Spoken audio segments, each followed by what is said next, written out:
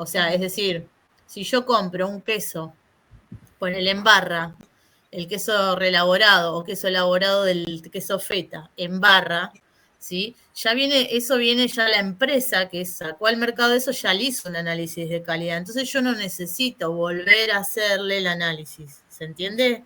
Sí, sí, sí. En el Sí, caso del totalmente. sanguchito, si lleva, por ejemplo, huevo y queso, el huevo vos también lo herviste. O sea, entonces Claro.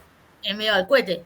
Lo que sí por ahí analizaría es la zanahoria, porque la zanahoria vos así como la trajiste a la verdulería, la tenés que haber lavado muy bien para que no le queden coliformes y Claro. rallado. Entonces a eso voy, traten de analizar, ¿sí? O por ejemplo, las chicas que hacen hamburguesa.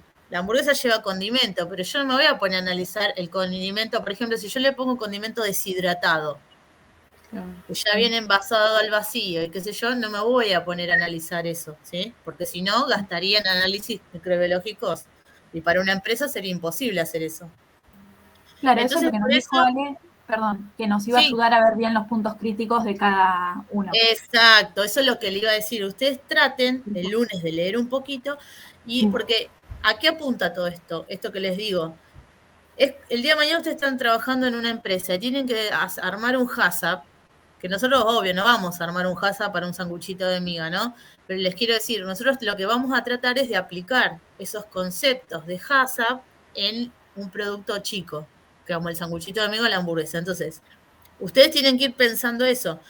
O sea, si yo voy a hacer otra cosa, no sé, algún otro producto, y voy a traer materia prima que no está certificado, que sea apta o que tenga buena calidad, y bueno, ahí de a poquito, o sea, uno va a tener que ver qué analizo y qué no. Hay empresas que, por ejemplo, si reciben alguna carne, alguna materia prima que es medio complicada y que se puede contaminar, o que no viene envasada al vacío o algo así, algunas empresas lo que hacen es tomar muestra, pero cada 3 meses, o para ver que lo que están recibiendo, la materia prima que están recibiendo y que van a usar para elaborar su producto está en buenas condiciones. Pero, ¿me entienden? Es como un poquito de sentido común. Hay que ir viendo qué analizan y qué no. Y bueno, el sándwich o la hamburguesa sí va a ser importante. Por ejemplo, la hamburguesa va a ser importante la mezcla, la masa antes de cocinarla y después cocinada, que después cocinada seguramente tendrán que tomar bien del centro de la hamburguesa para ver si está bien cocinada y si se murieron los microorganismos, o el medallón entero, lo vemos, eso hay que ver los gramos, cuánto vamos a pesar, cuánto no. Y lo mismo lo del sándwich. Bueno, acá en el sándwich no hay ningún proceso de cocción, o sea que mis puntos críticos van a estar en la parte de lo que es la manipulación. Si yo tengo unas buenas prácticas y tengo de seguridad y higiene y buenas prácticas de manipulación, no voy a tener riesgos importantes, ¿sí? Pero bueno, eso traten de ir como pensándolo y viéndolo el lunes, ir investigando para el martes, cuando se junten con Ale, poder tener el diagrama y decir, bueno, voy a medir o sea, a ver, la idea es que el miércoles ustedes con lo que ya saben que van a medir, vengan, nos juntemos y digamos, bueno, yo voy a tomar muestra acá, acá y acá. Y voy a determinar, no sé, aerobias mesófilas, esto, el otro, estáfilo, coliforme, papá. En este lugar, en este y en este. O sea, en este punto, acá y acá. Y voy a hisopar tal cosa. Bueno, entonces lo que vamos a hacer es decir, bueno, a ver, ¿qué diluciones vamos a hacer? ¿Sí? Tenemos que ver qué diluciones vamos a usar. En base a lo que más o menos uno sabe, en algún trabajo que encontremos. Diluciones a usar. Bueno, ¿cuántos tubos necesito? ¿Cuántas placas? Vamos a tratar de dejar eso cerrado el miércoles para ya el viernes que vayan al laboratorio y preparen todo el material. Esterilicemos, preparemos los medios y todo. Así, la otra semana, ya diría que a principios de la otra semana, o sea, la semana que viene preparamos todo y la próxima diría que ya tipo martes quizás, lunes, vemos cómo va a ser, tratar de hacerlo lo más cercano al inicio de la semana, sembrar todo para después tener todo el resto de la semana para que crezcan los microorganismos y después les quede tiempo para preparar la presentación, porque también tienen que analizar los resultados y preparar la presentación, ¿sí? Les digo para que se vayan organizando en su cabeza cómo vamos a hacer. Obviamente lo que tiene de bueno, que otros años no lo hemos hecho, los otros años era individual o de a grupo de menos cantidad de gente, entonces lo bueno que ustedes son dos grupos bastantes chicas, o sea, 3 y 4 es bastante, entonces se van a poder también dividir las tareas, o sea, bueno, yo preparo tal medio, vos prepara tal otro, después esterilizamos todas juntas, pero quiero decir, bueno, yo puedo venir a sembrar vos sembrar el otro, o sea, como que se pueden repartir tareas y eso va a agilizar un poco, ¿sí? Así que bueno, nada, eso respecto a la semana que viene. La semana que viene cuando nos vemos, les entrego los parcialitos del último práctico, están todos aprobados. Y en estos días, bueno, le estaremos mandando seguramente el corregido de cerveza que estuvieron mandando ayer. Y bueno, nada, eso respecto al trabajo final y a cómo seguimos estas semanas, ¿sí? Y bueno, mañana nos vemos en el parcial, así que bueno, ahora si tienen alguna duda para el parcial, vamos con eso. De la parte práctica, profe, ¿no? Sí. Yo te quería hacer una consulta. Bueno, de paso aprovecho para decirte que Trini también tenía que ir por lo de las prácticas sociocomunitarias, creo, a lo mismo que Ale, así que por eso también llegaba más tarde. Bueno, sí, no hay problema. Yo tenía una duda del trabajo de la cerveza. Sí, es importante saber todas las etapas que detalló Celeste de la cerveza. ¿Vos decís de la elaboración? Claro. Para el parcial, no, en detalle no. Sí tienen que tener en cuenta los pasos, o sea, saber cuándo está la fermentación, ¿sí? Bien. Todos esos detalles. Perdón, detalles no. Básicamente, ¿cuáles son los pasos? ¿Sí? ¿Cuándo está la cocción? ¿Cuándo ocurre la fermentación? Eso, los pasos, y no tampoco, no tenés que saber No al secado, detalle. cocción, claro, como un cuadrito que había, me acuerdo, creo que lo tengo acá, claro, que Celeste fue diciendo cada uno, la selección de granos, que se remojan, el secado y tostado, la molienda, la maceración, tan así, Claro. ¿no? Por ahí más No, general. pero tenés que saber que los granos, a ver, ¿cómo te puedo decir? El detalle no, pero vos tenés que saber Okay. que los granos se tienen que remojar, que eso después lleva a todo un procedimiento para poder liberar las enzimas, o sea, el concepto, ¿sí? Sí, Si no te sí, acordás algún paso, pero que también que sepas que hay una cocción y una fermentación, lo más importante, digamos. perfecto, claro. Buenísimo. Y la otra duda que tengo es si, en realidad es más como confirmarlo. ¿El género que se usa de levaduras es siempre Saccharomyces para la cerveza? En este caso, sí, yo no sé si habrá, no sé si en eso, mira, no sabría decirte si hay en algún otro lado, o sea, acá se usan esas comercialmente, Como pero no sé Alemania. si habrá, claro, no sé si habrá en algún otro lado algunas, porque ahora, por ejemplo, hay unas que se aislaron de la Patagonia, pero no me acuerdo si son Saccharomyces, que son, porque están buscando, hay un investigador que se llama Diego Lipkin que se dedica a eso y hace todo, anda por todos lados dando charlas de digamos, elaboración de cerveza y eso, que se dedica a aislar levaduras nativas. O sea, nativas quiero decir que encuentran, por ejemplo, no sé, esta que te digo es de los bosques patagónicos, la aisló. Entonces Claro. después la aplican para ver cómo cambia el sabor y eso, y van estudiando si se puede utilizar. Y después, Claro, por sí, ejemplo, creo que tampón. hasta una, no sé si no se la vendieron a Heineken, una cosa así. Pero lo que no recuerdo ahora si es Saccharomyces, no te sabría decir. O sea, Bien. eso no te sabría decir literalmente. Si yo te digo, te miento. Entonces, Y te hago no una consulta. me tendría que fijar, tendríamos que googlearlo. Bien. Te hago No una soy consulta. experta en cerveza, solo la tomo. Y de vez en cuando. Tal cual. Te hago una consulta. ¿Cómo Perdón. sería para domesticar esa levadura? No, ellos la aíslan, o sea, la Sí. aíslan con medios de cultivo, prueban después si la fermentación o sea, Les la queda bien. usan, la mantienen en medios de cultivo, como se hace en el laboratorio. Ah, Entonces está después bien. van probando, claro, si la fermentación, primero prueban que no sea tóxico, o sea, qué productos de fermentación produce, y si esos tienen después el sabor que uno quisiera, porque por ahí fermentan y te queda horrible porque tiene algún metabolito secundario que molesta, ¿sí? Pero Ok. en realidad ellos las aíslan en el laboratorio y las van estudiando en el laboratorio. Esto es un procedimiento, Sí, primero sí, sí. investigación y después se ven si se puede aplicar. Ah, genial. Y Profe, también tengo tienen una que... consulta. Ah, perdón. Perdón. No, digo que también tienen que saber la cantidad de levaduras que van a meter, digamos, en la cerveza. Sí, eso tienen que hacer todo un estudio previo a nivel laboratorio. Y una vez que eso está certificado, o sea, que vos certificás que sirve, que tiene un...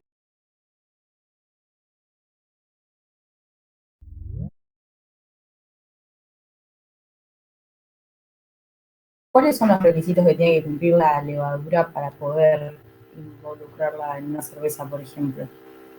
No, los requisitos, digamos, legales, entre comillas, no sé.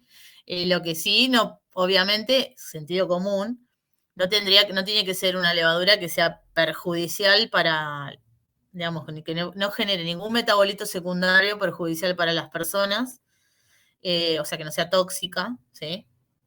Igual, a ver, los metabolitos secundarios, si se acumulan, algunas veces resultan tóxicos, dependiendo de la concentración. Entonces, por eso se hace todo ese estudio previo. Pero regulación legal no te sabría decir, tendría que buscarlo. La verdad que nunca me fijé si hay unas condiciones, digamos, así que diga, bueno, tiene que cumplir con esto, esto y esto.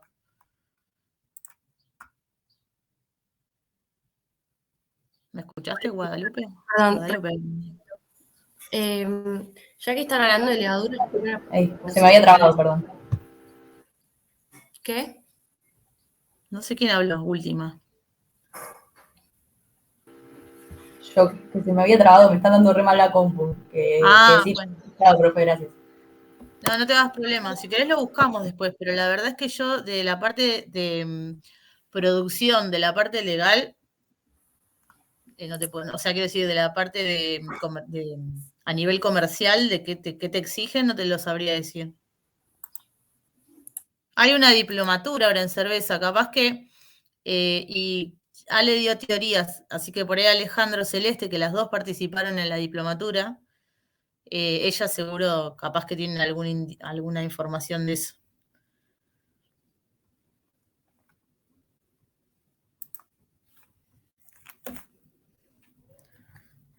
¿Tienen más preguntas, chicas?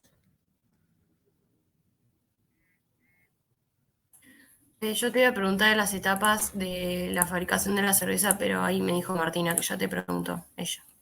Sí, le decía que no al detalle, pero sí sepan cómo es a grandes rasgos, qué se hace con la cebada, qué se hace cuando se fermenta, cuando se cocina, ¿sí? La liberación de enzimas, a grandes rasgos. Que más o menos estén Sí, orientados. como y las sepan etapas de crecimiento y cuáles interfieren en cada parte del proceso también, ¿o no? Claro, sí. Sí. Ok. Profe, con respecto a la pregunta que te hice, o sea, estaría bien decir que para la selección de las levaduras tendríamos que tener en cuenta que, o sea, quería preguntar si podían ser salvajes o sí tenían que ser domésticas. No, el tema es que si son vos podés obtener una levadura salvaje, pero después tenés que domesticar, o sea, tenés que sí o sí domesticarla en el laboratorio, porque si vos levantás una levadura salvaje y haces una cerveza, después cuando querés levantar la misma levadura, por ahí no te da el mismo producto, ¿se entiende? Entonces, vos cualquier levadura que aísles, como este investigador que aísla todo el tiempo levaduras de la naturaleza, primero las tiene que aislar, cultivar en el laboratorio para tener un cultivo estable, o sea, que todas las células sean de la misma levadura, purificarla. Y una vez que tiene ese cultivo estable, ese cultivo es el que usa para empezar a evaluar cómo funciona la producción de la cerveza. ¿Se puede hacer con levaduras salvajes? Sí, se puede hacer cerveza con levadura salvaje. Lo que pasa es que si vos querés producir eso, una tanda de cerveza te va a dar de una manera, la otra tanda te va a dar con un gusto diferente y así. Claro, o sea, no te serviría a nivel industrial. No, a nivel industrial no. Si vos querés hacer en tu casa, y bueno, podés probar, claro. ¿Entendés? Bueno. Pero y también si querés repetir esa cerveza, no te va a salir. Siempre claro, va a ser diferente. Claro. Tiene ese problema, digamos. Y después, bueno, también hay que fijarse la viabilidad, ¿no? Como requisito, que sea mayor al 70%. Sí, eso sí, para poder inocular y que Claro. estén vivas y poder tener un producto, si no. Perfecto. Bien, sí, iba más que nada por ese lado de la pregunta que te quería hacer. Bien, no, yo pensé que me pedías si había establecido algo por ahí, no sé si en el código, la verdad que nunca miré si en la nueva actualización del código, no miré si hay algo respecto a la cerveza, porque como es algo tan nuevo, o sea, el boom de la cerveza artesanal se ha dado en los últimos años y el código estaba siempre muy obsoleto para un montón de productos, incluso para productos veganos o vegetarianos. Siempre estuvo muy obsoleto, quedó como atrasado en el tiempo. En el 2019, que recién salió publicado en la pandemia más o menos, hicieron varias modificaciones, pero la verdad es que no busqué en detalle si hay algo respecto a lo que es cerveza artesanal. Genial. Y yo, profe, después tengo más preguntas, pero no sé si ya son más de la teoría. ¿De qué tipo? O sea, ahí te hago una y ahí te digo. Porque, a ver, yo les podría responder, pero la que les da la teoría y va a evaluar la respuesta de ustedes va a ser Alejandra. Entonces, perdón, de la parte práctica, o sea, ¿qué nos tomaría? ¿Lo mismo que tomaron en el parcial anterior? ¿O no van a tomar parte práctica? Porque lo que hicimos fue más o menos lo mismo. O sea, lo que cambió fue lo de levaduras. En realidad, los parciales en nuestra materia son teórico-prácticos. Es decir, claro, fíjense que la teoría con la práctica están integradas. A veces es medio difícil separar en nuestra materia el práctico de la teoría. Porque si están hablando, por ejemplo, de, no sé, el práctico de aguas, y bueno, ustedes tienen que tener todo el background de los coliformes, como indicadores, de la pseudomonas. Entonces es como que van de la mano. No por eso a nosotros también nos gusta que el parcial sea que integre las dos cosas, o sea, que sea teórico-práctico. Porque antes se hacía, cuando se cursaba en otra facultad se separaba, y muchas veces es como que en la teoría y en el práctico se repetían algunas cosas, porque es inevitable que vos para poder hacer la práctica, por ejemplo, de aguas, tengas el background de coliformes, ¿entiendes? Entonces, no es que va a ir separado, totalmente separado. Va a ser como vimos viendo, o sea, el parcial va a ser como el primero, que va a tener preguntas teóricas, puede tener un problema para que ustedes piensen sobre alguna cuestión práctica, ¿sí? O sobre algún grupo de microorganismos o medios de cultivo, ¿ok? Solo que va a abarcar los temas de la segunda parte. A lo que voy es que, tipo de práctico en cuanto a cuentas, lo único que hicimos fue lo de unidades formadoras de colonia, que lo de las diluciones, que nada, que fue lo que evaluó en el anterior. En cuanto a cuentas, lo único que le podríamos llegar a tomar es algo de eso, porque no vimos otra cosa. Nuestra materia no es. Lo que pasa es que ustedes están acostumbrados en ingeniería, que hay muchas materias que son con mucha fórmula, mucha derivada, mucha integral. Nosotros, lo nuestro, la parte de micro, o sea, ¿qué pasa? Hay una parte de estudio cinético, de toda una parte importante de cinética de crecimiento, de biomasa y eso, pero eso se ve en otra materia que sigue más adelante. No se ve en microalimentos porque si no estaríamos superponiendo temas, ¿sí? Claro. Por ejemplo, en procesos biotecnológicos hay toda una parte que es todo crecimiento de microorganismos, pero eso no se ve en esta materia, ¿sí? Porque si no se superpone con la otra. Y perdón, en cuanto a medios de cultivo, porque en la parte de enterobacterias, o sea, tenemos los medios de cultivos que usamos, que nada, el BRB, el Bray Parker, o sea, los que usamos en el laboratorio. Claro. Y después, en la parte de enterobacterias, está lo del agar SS, agar getoen, el XLD, o sea, son como más para diferenciar y para aislar como pseudomonas, Shigella, todas esas. Esos serían los medios que teníamos que aprender, ¿no? Tipo como para ir diferenciando. Sí, eso es porque, digamos, van acompañados de lo que vieron en la teoría. Sobre todo la parte de, por ejemplo, Salmonella y Shigella, que son cosas que por una cuestión económica no las podemos llevar a cabo en el laboratorio, por si no lo haríamos. Pero eso sí, lo que le nombra Ale en la teoría son medios típicos, porque no se dan una idea del universo de medios cultivos que hay. Sí, me imagino. Entonces nosotros en la materia le nombramos como que lo más típico, lo que se usa de rutina, ¿sí? Lo que ustedes podrían encontrar, porque se usan justo para detectar algún patógeno en alimento o algún microorganismo indicador en alimentos. Entonces no nos vamos de ahí, pero después hay 1 millón de medios de cultivo. Solo traten de tener en cuenta los que les nombramos, tanto en la teoría o en la práctica, que son los que más se utilizan, ¿sí? Perfecto. Y está Por el ejemplo, agar perdón. sí, perdón. No, No, decime. que está el agar TSI, pero que me marea un poco porque son como que depende de lo que te da en la superficie y en el fondo es tal y tal cosa. Como eso lo tenemos ¿Agar que o ir sabiendo. caldo? ¿Agar o caldo? Está como agar, pero me parece que es un caldo. El TSI. El ¿Y triple zona de azúcar, soja, me no? parece que era. No, Ah, algo de azúcar. Un pico de flauta, pero La cosa que hace una cosa. claro, pero porque es un pico de flauta, sí. Pero ¿cuál Eso. es la pregunta? Para repetirme la pregunta.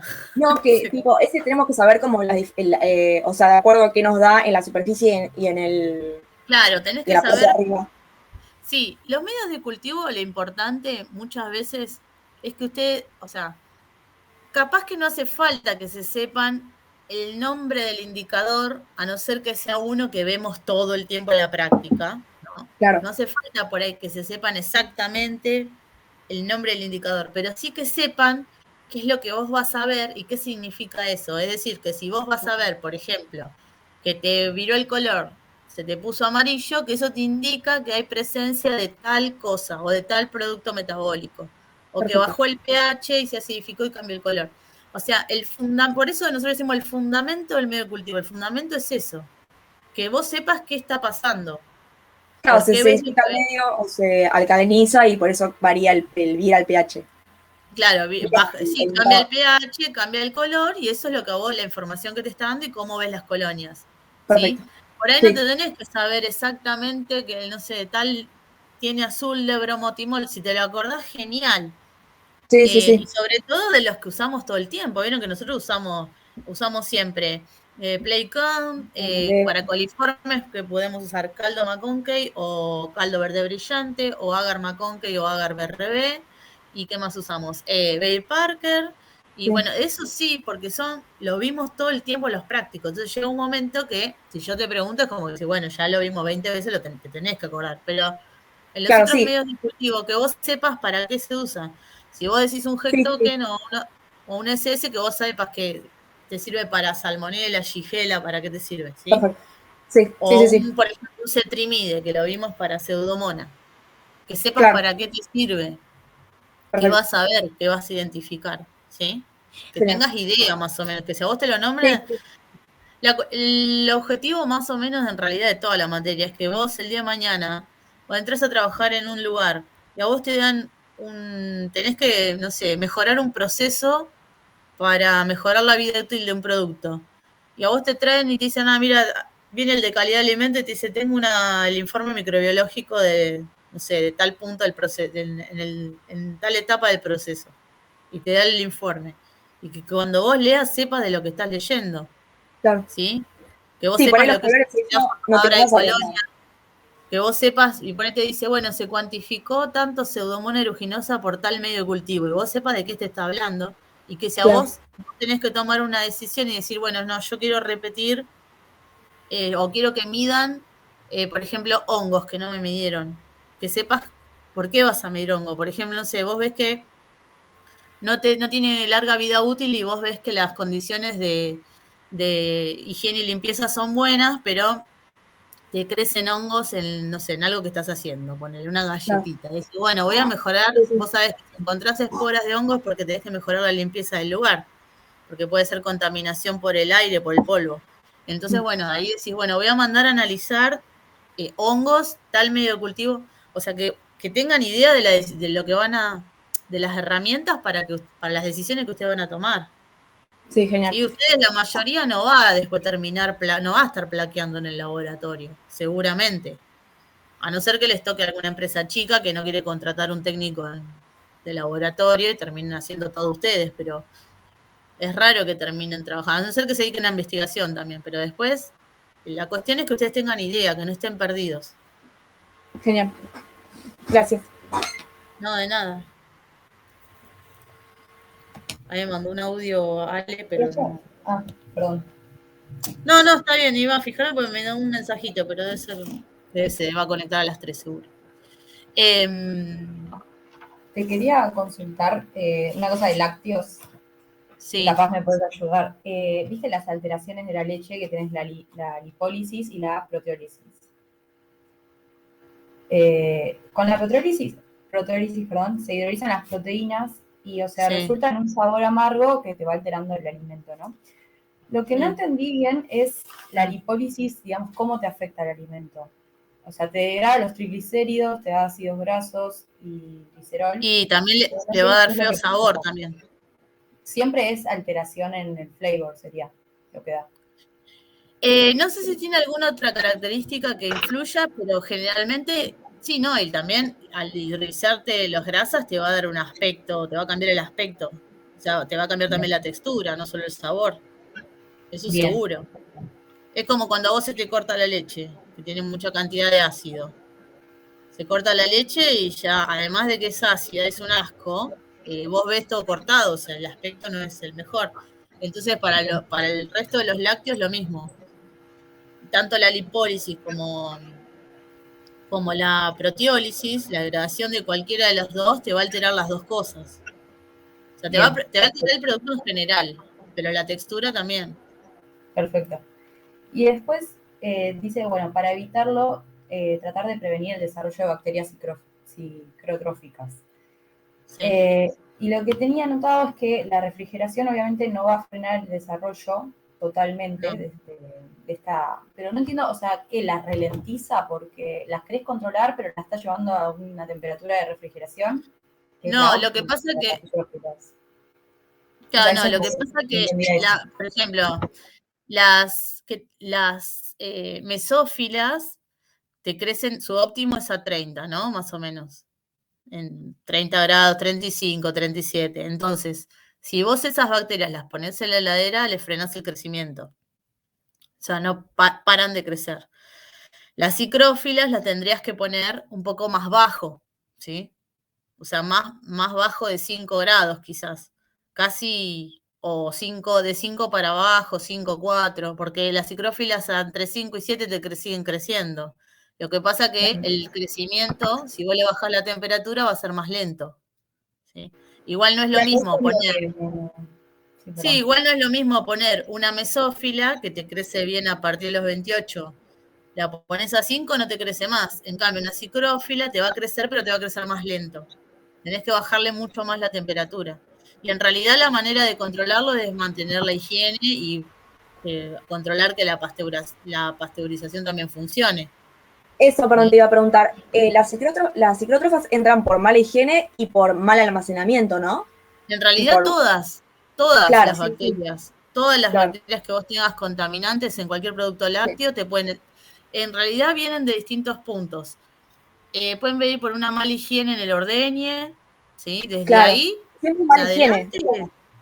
Mala higiene en el ordeñe, pero después también, si vos ordeñás y tuviste una buena higiene, pero el contenedor, el tanque de almacenamiento no está correctamente limpio, ¿sí?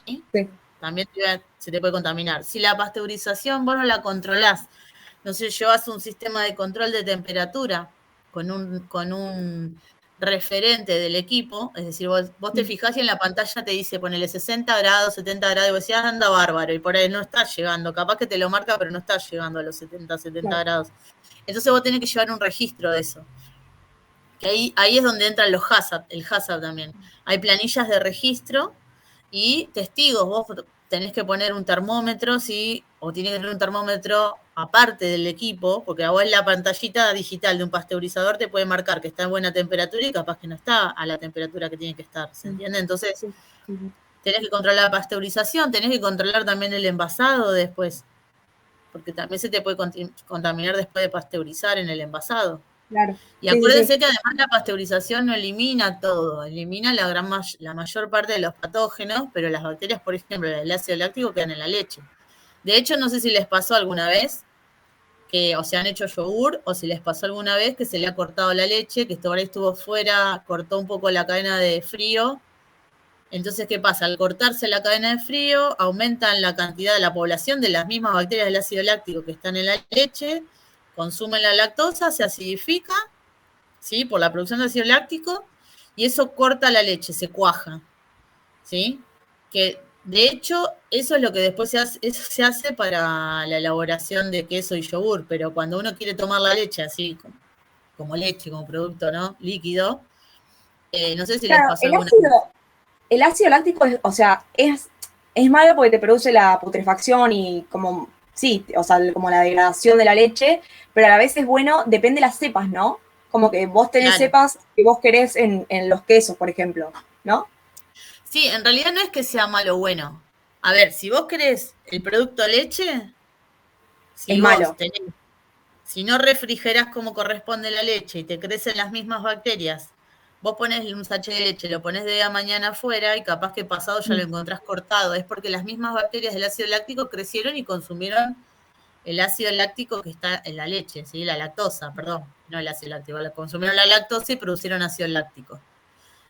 Pero si vos querés hacer un cuajado de queso o un yogur o algo, vos inoculás, ¿sí? Con algunos microorganismos que generalmente la industria se hace con lo que se llama cultivos starter o iniciadores, que son cultivos específicos como las levaduras en la cerveza, que vos sabés que te van a dar un determinado sabor y que los productos que libere esa bacteria van a darle una determinada textura y un determinado aroma y sabor al producto, ¿sí? Para eso se usa cultivo starter, pero de hecho vos en tu casa, no sé si alguna ha hecho, pero puedes hacer yogur tranquilamente. Te agarras 1 litro de leche, le pones un yogur de los, ¿cómo se llama esto? De los naturales, los que te venden sin gusto, no me sale, sin azúcar, sin saborizar, vos se lo pones la leche en un termo a una temperatura de 40 grados y el otro día tenés yogur, ¿sí? Lo batís bien y tenés yogur. Entonces, depende de lo que vos quieras producir. O sea, no es que el ácido láctico es malo o bueno, ¿ok? Eso depende de lo que uno quiera. O sea, lo que te iba a preguntar, porque la leche en sí tiene un determinado porcentaje de ácido láctico, porque es necesario para el vivir. Sí, lo que pasa es que sí, es el que le da la acidez también a la leche, Claro. pero es un porcentaje tampoco, claro. La leche Es tiene la bajo. lactosa, pero el porcentaje de ácido láctico es bastante bajo, no es muy alto. ¿Sí? Bien. La lactosa es lo que comen las bacterias del ácido láctico, pero sí, ¿qué pasa? Si están a una temperatura adecuada como para crecer, porque ellas la lactosa la van a comer para crecer, ¿sí? Es su sustrato de crecimiento. ¿Ok? Y tengo De una hecho, pregunta. Perdón. sí. No, era de la leche en polvo y la pasteurización. Pues la pasteurización, vos aplicás temperatura, pero a más, o sea, más baja temperatura, a más largo tiempo, y tipo, vos no llegás a destruir los compuestos que vos querés en la leche, o sea, los del sabor, el aroma, o sea, los compuestos nutritivos. Pero en la leche en polvo sí pasa eso, pero no destruís compuestos nutritivos. ¿Eso es porque, tipo, primero se destruyen los organolépticos y después se destruyen los nutritivos? ¿O cómo es? No. Vos, cualquier proceso que apliques a un alimento, de temperatura, de lo que fuera, vos tenés que asegurarte que ese proceso no afecte las dos cosas, ni a la calidad nutricional del producto, ni a la parte de, digamos, de aroma, sabor, ¿sí? Etcétera, etcétera. Vos tenés que considerar las dos cosas, porque si vos aplicás algo que, no sé, aplicás en algún paso, algún procedimiento que te altere el sabor o que te altera la calidad nutricional, no te estaría sirviendo, o sea, no te sirve. Entonces vos, Claro, todos los alimentos que ustedes ven que se elaboran, que tienen un determinado procedimiento, bueno, cada uno de esos pasos está determinado, o sea, si vos cambias algo, eso te varía. ¿Sí? Entonces, siempre para cada producto en particular tenés que ver el procedimiento en particular. ¿Sí? Te cambia claro, el pero lo que sabor. veo es que, o sea, en la leche en polvo hay como un mayor cambio en el sabor que en la leche común, porque hay más tratamientos térmicos, ¿o no? Sí, puede ser, sí. No sé si solo afecta a los tratamientos térmicos o alguna otra cosa, pero sí, Claro, hay cambio. Sí, sí, porque hay no tienen, evaporación y secado. o sea, no son iguales, los sabores no son Claro, por iguales, eso. evidentemente. Sí. Pero No, eso justamente ni es por hablar. la temperatura, ¿o por qué sería?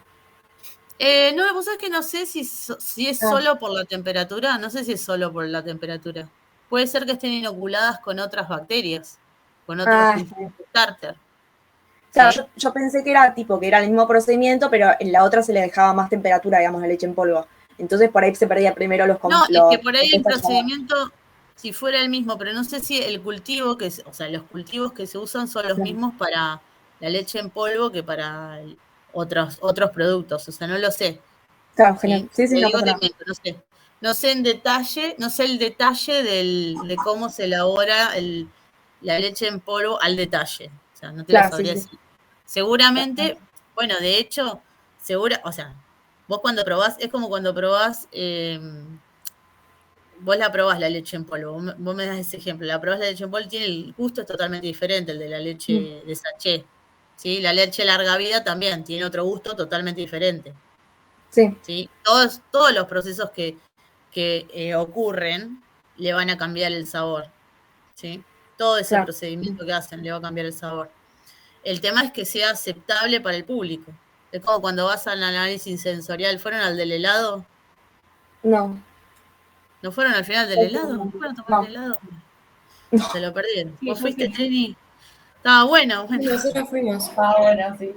Sí. Bueno, después se perdieron el de pescado. El del helado estaba más rico. Pero las chicas, por ejemplo, en la facultad está el grupo, el GIPCAL, que ellos trabajan mucho con pescado y buscan darle valor agregado a especies que no son las comunes de las que se consumen normalmente. Y también está bueno porque además de buscar eso, también tratan de incorporar a la dieta, viste, distintas maneras el pescado. Porque acá es un lugar que supuestamente uno tendría que consumir más pescado y siempre es todo lo contrario. Y, por ejemplo, ustedes después cuando vayan o avancen en la carrera o vayan, participen, hacen análisis sensorial, casi muy a menudo por los trabajos de doctorado de las chicas que trabajan ahí y todo. Y ustedes tienen que, por ejemplo, no sé, cambian el proceso de salado de algún filé, de alguna especie de pescado, o irradian las rabas con ¿sí? determinada cantidad de ionización, de UV, de lo que fuera, y después ese producto ellos le hacen un análisis sensorial. Entonces vos participás de esos análisis sensoriales y ellos después ven, en base a a la información que recaban, si ese proceso que ellos cambiaron o que trataron de mejorar, se alteró o no el aspecto del producto, el aroma, el sabor, ¿sí? ¿Se entiende? Que eso es re importante para lo que hacen ellos porque lo que hacen todo el tiempo es buscar mejoras en no sé si, bueno, no sé si alguna Sí, vez no fue sé si algún al curso. mismo grupo, pero en la pandemia con la facultad habían hecho como pan con pescado. Ah, las Para... pizzas de pescado. Sí, sí, eso es un proyecto de Gerardo que lo que hicieron fue Estaba buenísimo. fortificar, claro, lo que hicieron fue utilizar pescado para fortificar las prepizzas, hacer prepizzas, y que eso sea un alimento más nutritivo, la prepizza, entonces después lo repartieron en comedores. Y de hecho, bueno, ¿se acuerdan cuando hicimos el práctico de aguas? Que había uno que decía cooperativa Mar Chiquita, era una cooperativa. Bueno, esas muestras, una de las muestras de la caleta era de la casa de él y la otra era de una cooperativa que va a elaborar las prepisas con pescado. ¿Sí? Que ellos lo que hicieron fue mostrarle el procedimiento y entrenarlos para que en esa cooperativa las pudieran preparar y repartir a distintos comedores de la zona. Entonces dijo, bueno, ya que está, analícenme la calidad de agua, porque obviamente cuando uno está elaborando un producto, lo primero que tiene que saber es que está trabajando con agua segura, porque casi todos los productos llevan agua. Entonces vos primero te tenés que asegurar que estás trabajando con agua segura y después las materias primas y todo eso. Pero no, es re interesante. Y nada, bueno, cuando anden buscando para hacer paneles sensoriales, vayan, porque si algún día les toca a ustedes, bueno, van a tener gente y van a decir, ay, vengan, por favor. Sean solidarios con sus futuros compañeros de trabajo. Porque el helado estuvo buenísimo, fuimos todos, pero después las rabas, el pescado, 10 de la mañana, chicas, el pescado nadie quiere ir al análisis sensorial. Y no. No, No pasa. así que no. Bueno, de la parte práctica, ¿tiene alguna otra preguntita? Yo, profe, tenía una duda con el trabajo de pescados de la flora cicrofílica, Sí. que no entendí capaz bien conciso y bien como que me cierre por qué analizamos la flora cicrofílica en el pescado y no también en la leche. No la analizamos porque también estuve leyendo como que estaba involucrada y que era importante. Como que no Sí. entendí por qué en uno sí, en el otro no. No, es una cuestión de decisión digamos, práctica, porque incluso para leche teníamos un medio que se llama MRS, que es para determinar bacterias lácticas, ¿sí? Y podríamos haber hecho cicrófilas. Lo que pasa que, bueno, generalmente para el pescado es como más importante porque nosotros lo que estamos analizando, nosotros no estamos analizando moluscos o pescados de mares tropicales. O sea, acá es templado, la temperatura del mar, ustedes saben que es baja, re baja. No sé si siquiera llega a los 20 y pico de grados en verano de como suerte, no sé, por qué no. Entonces, por eso es importante analizar la flora cicrófila, porque si vos tomás el pescado y analizás el pescado este que tenemos nosotros de nuestro mar, es decir, el que tenemos acá frente a la costa, si vos analizás las mesófilas, te va a dar más bajo el orden de magnitud que las cicrófilas. ¿Por qué? Porque mesófilas, ¿sí?, no se van a aguantar crecer a tan baja temperatura, que es donde está el pez nadando, ¿sí? En cambio, las cicrófilas sí. Entonces te refleja más. O sea, si bien las dos te reflejan la calidad del alimento, en el caso del pescado, al ser un pez que estaba en una temperatura, ¿sí?, relativamente baja en el mar, te va a ser más representativo medir las cicrófilas que las mesófilas, ¿sí? De hecho, nosotros otros años no las medíamos, ¿sí? Y bueno, este año la empezamos a hacer. Medíamos otros grupos bacterianos y este año dijimos, no, vamos a medir cicrófilas. Y además está reglamentado y se sabe qué niveles debería tener el pescado entero, ¿sí?, de esas bacterias. Perdón, ¿no tiene nada que ver con la pasteurización o no? ¿Cómo? ¿No tiene nada que ver con la pasteurización? Tipo, porque la microflora, eso de que no analizamos una y la otra, tipo, la pasteurización no mataría esa flora. O sea, en realidad la pasteurización te mata la gran mayoría de bacterias que no resisten esas temperaturas, o sea que estaría eliminando la gran parte de las cicrófilas, ¿sí? Claro.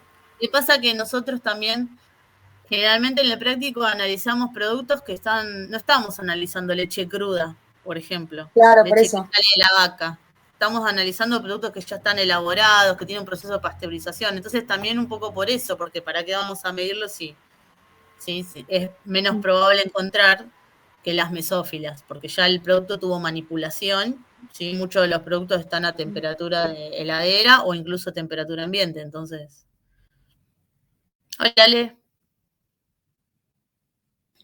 Hola, ¿cómo están? ¿Bien? Me conecté un poquito antes porque podía. Llegamos con Trini, que estuvimos dando una charla y llegué a mi casa, me comí algo y ahora estoy conectada. Así que bueno, está bien. Estoy escuchando. No, yo tenía algunas preguntas las chicas de teoría, dice. Sí, ahora seguimos con eso si quieren. Si quieren terminar con la parte práctica. Sí, en realidad ya estábamos charlando medio ahí general. Preguntas, digamos así, medio generales de los procesos y eso, pero... Bueno, vos, Eri, si querés desconectarte como quieras, si quieres, si necesitas, ya podés quedar. Dale, igual podés liberar. No, sí, igual me voy de la cámara y lo dejo, escucho un ratito, mientras hago otras cosas. Escúchame, sí. Entonces, no, para armar el cronograma con las chicas, el martes que viene, a mí ahí me darían... Le estaba contando. Le estaba diciendo que el martes... los esquemas. Sí, que tienen que definir para el martes que viene los esquemas, con vos. Así el miércoles podemos preparar, ver qué vamos a medir y poder empezar a ver qué necesitaríamos, qué material, qué cantidad de material, qué medios de cultivo, etcétera, etcétera. Bien, podríamos dividir en los dos grupos, uno se puede conectar a las 2 y el otro si quiere a las 3, para que no estén las 7 conectadas, Sí. si quieren. Y después otra cosa que le estaba diciendo, que por ahí, hoy recién cuando se empezaron a conectar, que por ejemplo, que no hace falta por ahí en el sándwich de miga medir, por ejemplo, el queso feta, porque eso ya viene en barra, o sea, viene certificado que supuestamente no debería tener nada, o el huevo, o por ejemplo cuando hace la hamburguesa, los condimentos. No, acá es una pregunta que me hizo Felicitas por mail, que lo voy a aclarar para que vayan viendo qué determinar y qué no. Está buena la pregunta que me hizo dentro del esquema del HACCP, de los 7 principios. Una es determinar uno es los puntos críticos, que es al final, y después determinar los riesgos, ¿no? ¿Cómo era bien? Sí. Determinar los puntos de riesgo y determinar los puntos críticos después. Los puntos de riesgo o los riesgos en el proceso pueden ser muchos, ¿sí? Por ejemplo, no sé, por ejemplo, en una bolsita de brócoli congelado, el riesgo es el brócoli crudo que viene del campo. Yo lo evalúo eso dentro del proceso, que pueden quedar partículas de tierra. Pero yo evaluar el brócoli crudo no es un punto crítico, porque después eso va a lo que se llama, es una etapa como de blanqueado, que se hace con agua caliente y todo, prácticamente de cocción del brócoli, y después pasa por una etapa de refrigeración, entonces, de congelado. Entonces el punto crítico no sería ese vegetal crudo, porque eso ya se va a solventar a medida que pasa el proceso. Pero sí es un punto de riesgo, un factor de riesgo a tener en cuenta, ¿sí? ¿Entienden la diferencia? Entonces esto, como dice Eri, bueno, ¿puede haber algún riesgo con el queso? Y con el queso riesgos no habría, porque primero ya, ¿por qué no? Porque estaría certificado, porque ya lo compro y me desligo de eso, porque inclusive puede decir porque tenemos conservantes, porque tiene conservantes, porque si no tenemos que evaluar todo. El pan por separado tampoco, porque se supone que viene de un proceso de cocción. Ahora, lo que sí se puede evaluar en la elaboración de un sándwich es la manipulación, que ese sí es una fuente que en ningún momento se puede esterilizar o se va a eliminar del producto, ya quedaría. Sí, incluso yo les decía que en el caso de las chicas, si querían hacer de zanahoria, que la zanahoria sí, porque eso sí lo elaboran, o sea, lo rayan ellos ahí, entonces, bueno, podés evaluarlo. Igual, ustedes tengan en cuenta que el punto crítico es algo que puede poner en peligro la salud del consumidor. O sea, vos tenés riesgos, como dice Ale, riesgos biológicos, químicos y físicos, pero el punto crítico es algo que puede poner en riesgo la salud. En el caso de estos sándwiches va a tener que ser lo que es la manipulación y la higiene y las buenas prácticas de manejo, ¿sí? Pero en otros casos, por ejemplo, la cocción de algo puede ser el punto crítico. Por ejemplo, en el del brócoli que decía Ale, la cocción va a ser un punto crítico, ese blanqueamiento, por ejemplo, ¿sí? Claro. Profe, te hago una consulta. ¿Las buenas prácticas de manipulación serían las buenas prácticas de manufactura? Sí.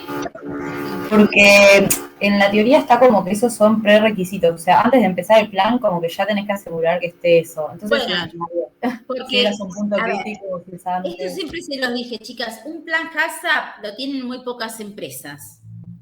Es algo como es un plan, es un mega plan para implementar en una empresa donde uno ya estaría, digamos, pensando en una certificación ISO o algo así.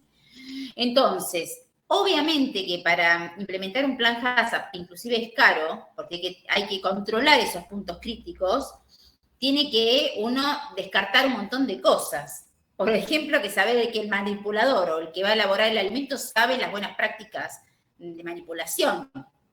Eso tiene que estar implementado en una empresa más de alimentos. Imagínate que el curso de manipulador de alimentos lo hace cualquier persona que vende comida.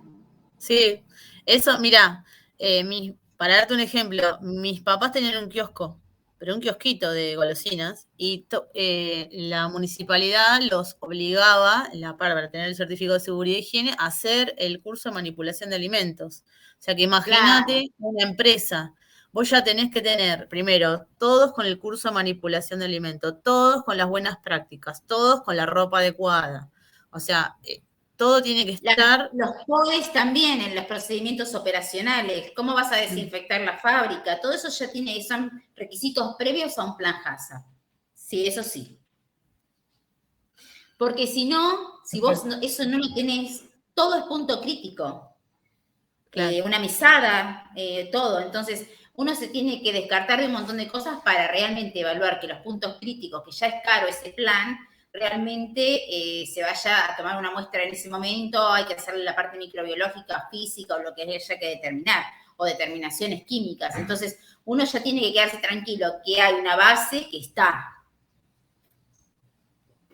Y después variables que no se pueden modificar, como por ejemplo, si vas a utilizar un vegetal crudo, de que hay una etapa de eliminación o de desinfección de ese material y que después el consumidor lo va a comer crudo, bueno, esa es una etapa crítica, la etapa de desinfección, porque si no la haces bien, le van a quedar bacterias al vegetal ese. Ahora, si ese vegetal lo van a cocinar, si bien este es un factor de riesgo, o se evalúa como riesgo, que el vegetal venga del campo sucio, ese punto ya queda descartado porque se va a hervir o va a pasar por un tratamiento térmico, ¿sí? Lo que sí es quizás un punto crítico es ese tratamiento térmico. ¿Y qué se hace en ese tratamiento térmico? Las medidas preventivas y demás. Se toman mediciones, hay que tener un instrumento como es el termómetro, en qué momento se toma, en qué momento del vegetal o en qué momento de la muestra, en qué parte de la muestra se va a tomar, para que el operador haga siempre exactamente lo mismo. ¿Sí? Bien, perfecto. Gracias. Yo, la duda que me había quedado, que le estaba preguntando a Erika, es de la flora psicrofílica. ¿De qué? De la flora psicrófila. Sí. Porque nosotros en el pescado, viste que lo incubamos a 5 grados. Y habla de la refrigeración de la leche a 4 grados. Entonces, eso era lo que te quería preguntar, como que lo estás refrigerando a la temperatura óptima de crecimiento. Pero tampoco lo puedes llevar a 0 grados porque, o sea, no es bueno para las propiedades organolépticas. Entonces no entendía bien ese punto ahí. No, en realidad uno evalúa la microflora psicrófila porque es la única que puede crecer a la temperatura que yo almaceno el producto. ¿Entendés? No es que yo estoy almacenando el producto para favorecer la microflora. Yo estoy... O sea, pero habla de como que hay que prestar atención en esa flora, supongo que es porque lo estás almacenando a la temperatura que pueden crecer nada más esas. Claro. Pero como que hay que ejercerle el control, o sea, ¿qué control le ejerces si la estás poniendo a la temperatura que crece óptima? Eso es lo que no entiendo. O sea, ¿qué control le pones? Si es la pasteurización, o sea, si son todos los procesos post o no, cómo. Lo que te dice Ale, perdón, a ver si entendí bien. Lo que te dice Ale es que vos controlás, haces un control como si fuera de calidad midiendo las psicrófilas. Pero eso no quiere decir que tu leche esté llena de psicrófilas porque ya viene por un proceso de pasteurización, ¿sí? O sea, no es que vos... ¿Por qué vos medís psicrófilas? Porque si vos lo tenés a 4 y te aumenta las psicrófilas es porque hay algo que está mal, ¿sí? Pero no quiere decir que vos las ponés a 4 para que te crezcan a propósito. Claro, no sé si estamos entendiendo, Guadalajara. Yo mucho no te entendí la pregunta. Entiendo lo que está contestando Eri, pero no sé si sí, igual ahí entendí. O sea, entendí ¿sí? Cómo viene. Más o menos. Es como, por ejemplo, cuando vos pasteurizás una lata de arvejas, vos vas a buscar Clostridium porque es lo único que te puede sobrevivir a esa pasteurización o algún otro esporulado. ¿Sí? ¿Me entendés? Claro, pero me hace decir, ay, pero están haciendo un proceso de pasteurización que está favoreciendo la esporulación. Y sí, me está favoreciendo la esporulación, eso es verdad, pero me está eliminando casi el 90% del resto de las poblaciones. Bien, perfecto. Y el tema de la cadena de frío, ¿viste? O sea, que dice que favorece las cicrófilas? O sea, es porque ahí no, también no entendí. Justamente, vos tenés un mundo microbiano, ¿no? Las bacterias, como, bueno, que están dentro de los microorganismos, los hongos y las levaduras, van a tender a sobrevivir permanentemente en donde están viviendo, es como nosotros, ¿sí? Entonces, uno le puede aplicar diferentes barreras. Una es la pasteurización, una puede ser la refrigeración de la heladera, son barreras, pero en esas barreras te va quedando un excedente, ¿sí? Entonces, uno va buscando esa microflora que se ve favorecida en el sentido de que es la que va quedando con esa barrera. Por ejemplo, la refrigeración o la cadena de frío va eliminándome todas las bacterias o controlando que no crezcan las bacterias más peligrosas como las patógenas, que tienen temperatura óptima 37 grados, pero sí es verdad que me va favoreciendo. ¿Qué quiere decir favoreciendo? Que me va seleccionando la cicrófila. Porque de todo ese mundo microbiano me va quedando la población que puede crecer en frío. Claro, y ahí controlas eso para saber la calidad microbiológica. Entonces yo controlo eso para ver primero cuál es la carga inicial que tuvo, porque si ya es alta la carga inicial de cicrófilas, algo pasó. Y después la tomo para tener un control, de decir, bueno, este alimento comenzó con tanto microflora cicrófila y tiene que mantenerse a esta temperatura para que no siga creciendo esta microflora. Perfecto, profe. Gracias. Hago una pregunta, porque ahí estaba leyendo cicrófilas y cicrótrofas. Son lo mismo, ¿no? Bueno, no. Cicrófilas es que se pueden, que viven en el frío, ¿sí? Perdón, que se pueden adaptar al frío. Claro, porque yo googleé como que decía que la temperatura óptima era 20 grados y la Claro, son bacterias que tienen una temperatura óptima, 20 grados, pero se pueden adaptar al frío. Las cicrótrofas crecen en frío, son bacterias de frío. Ah, ok, entonces ¿sí? son dos diferentes. Genial. Bueno, sí, en realidad, cuando estás midiendo o estás poniendo una placa de Petri, incubándola a, qué sé yo, a 5 o 10 grados, como estás buscando cicrótrofas, creo que agarras las cicrófilas también. Ah, ok. Bueno, gracias. Profe, hablando de cicrófilas, que se me generó una duda tanto en la teoría como de pescados como de lácteos, que habla de estas bacterias. No entiendo bien la reacción de proteólisis y lipólisis, si es causada por enzimas o por las bacterias cicrofílicas. Puede ser por dos cosas. Siempre hay, en el caso del pescado, siempre hay una degradación enzimática, ¿sí? Que va trabajando sobre el pescado y esa liberación de nutrientes e inclusive ruptura de células, ¿sí? Esa ruptura de degradación de los tejidos del pescado hacen que se rompan células y esas células tienen enzimas adentro.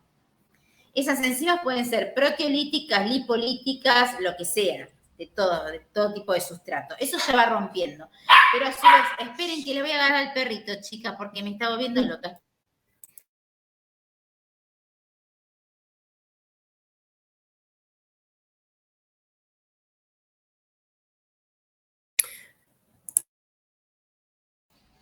Bueno, entonces, una es que se rompen los tejidos del producto alimento o lo que sea y se liberan enzimas. Y esas enzimas están degradando a su vez parte de los nutrientes del alimento.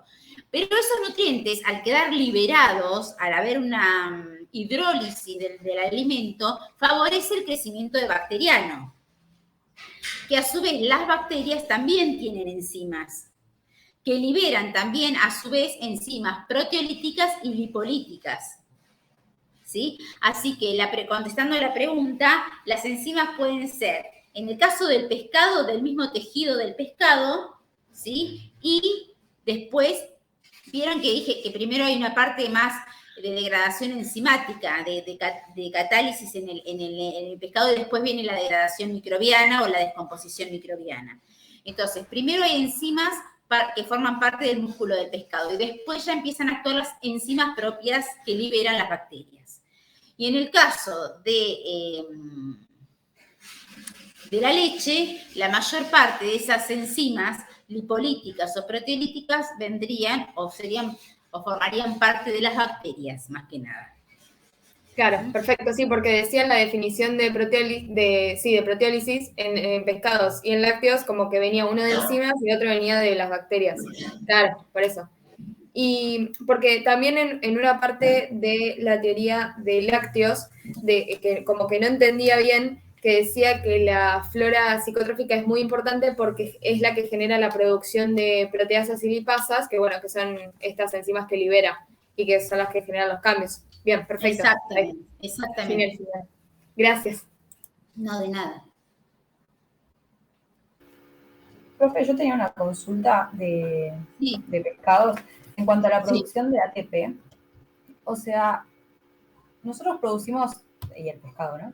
Producimos ATP a partir de la ingestión de oxígeno que llega al músculo. Y, o sea, una vez que muere, ese oxígeno deja de incorporarse, entonces empiezan los vertebrados, o sea, a producirse a partir de la creatina fosfato. Sí, ahora, el concepto resumido es este. Nosotros, los seres vivos, vamos a ponerle así, pescados o lo que sea, genera la molécula contenedora de energía, que es la adenosintrifosfato, ¿sí? Que es el ATP, lo genera a un determinado número. Cuando cesa la concentración de oxígeno que llega al músculo porque la persona murió o porque ese organismo ya no tiene vida, ese oxígeno que llega al músculo ya no llega más, ¿sí? Entonces, esa producción de ATP que el músculo va a tender a producir, ¿sí? La va a empezar a producir en forma anaeróbica. Esperen que voy a cerrar la puerta de la cocina, chicas.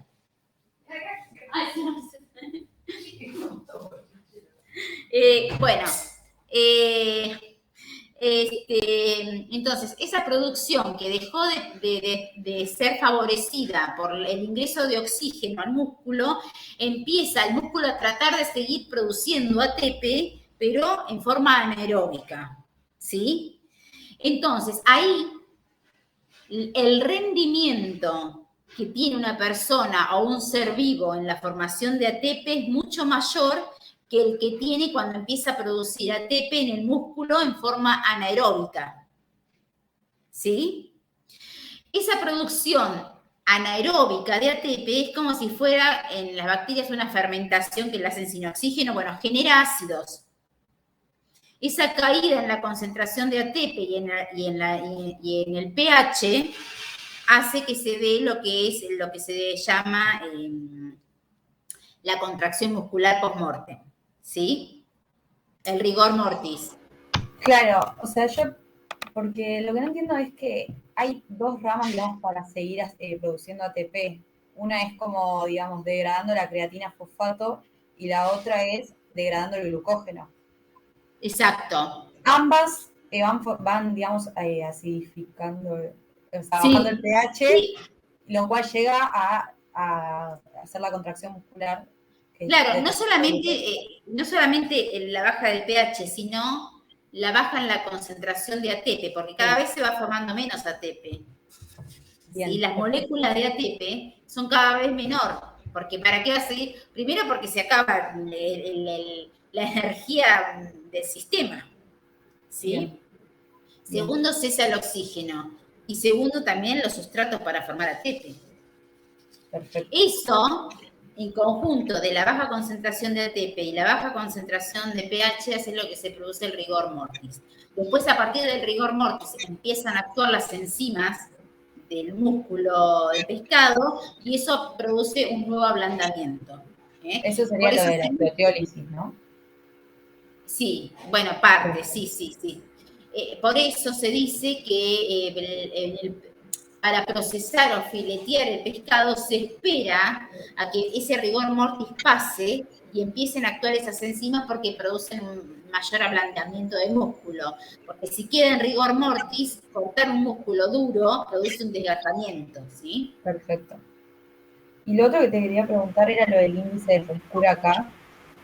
¿Es necesario que nos, o sea, saber la ecuación? No, simplemente que el índice de frescura está dada por la concentración de hiposantina, que es un componente que se puede llegar a determinar para ver la frescura del pescado. Hiposantina y inosina. Inosina. Perdón, ¿te puedo hacer una consulta? En cuanto a eso o sea, el glucógeno se va a degradar, depende, en forma anaeróbica o aeróbico. Y va a formar en aeróbico piruvato, y ese piruvato forma ATP. Pero esa formación de piruvato disminuye el pH y hace que se pare la glucólisis.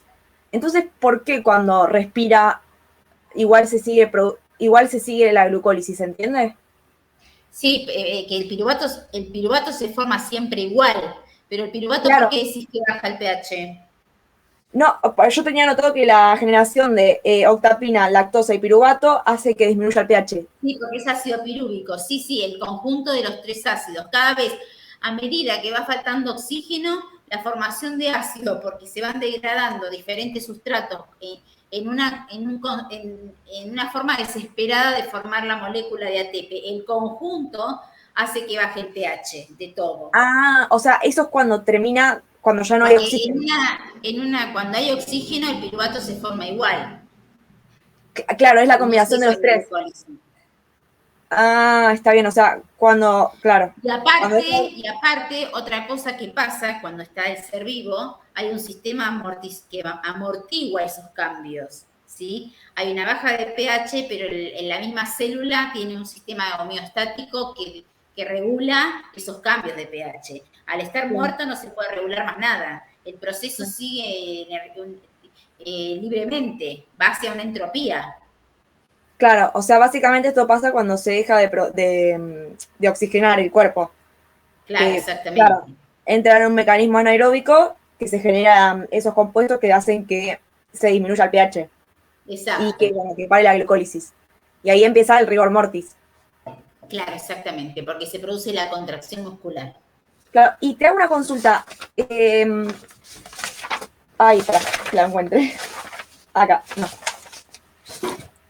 Los cambios autolíticos decía enzimas glucolíticas de glucógeno, que es el sustrato, y después decía enzimas autolíticas de degradación de nucleótidos, bueno, y la degradación de los nucleótidos, el ATP, el ADP, bueno. Y después estaban las catepsinas, calpaínas, el glucógeno, y las colagenasas. ¿No sería lo mismo la parte de enzimas glucolíticas de glucógeno y las enzimas autolíticas? Porque, se empieza a degradar el ATP. O sea, siempre se empieza a degradar el ATP, ¿o no?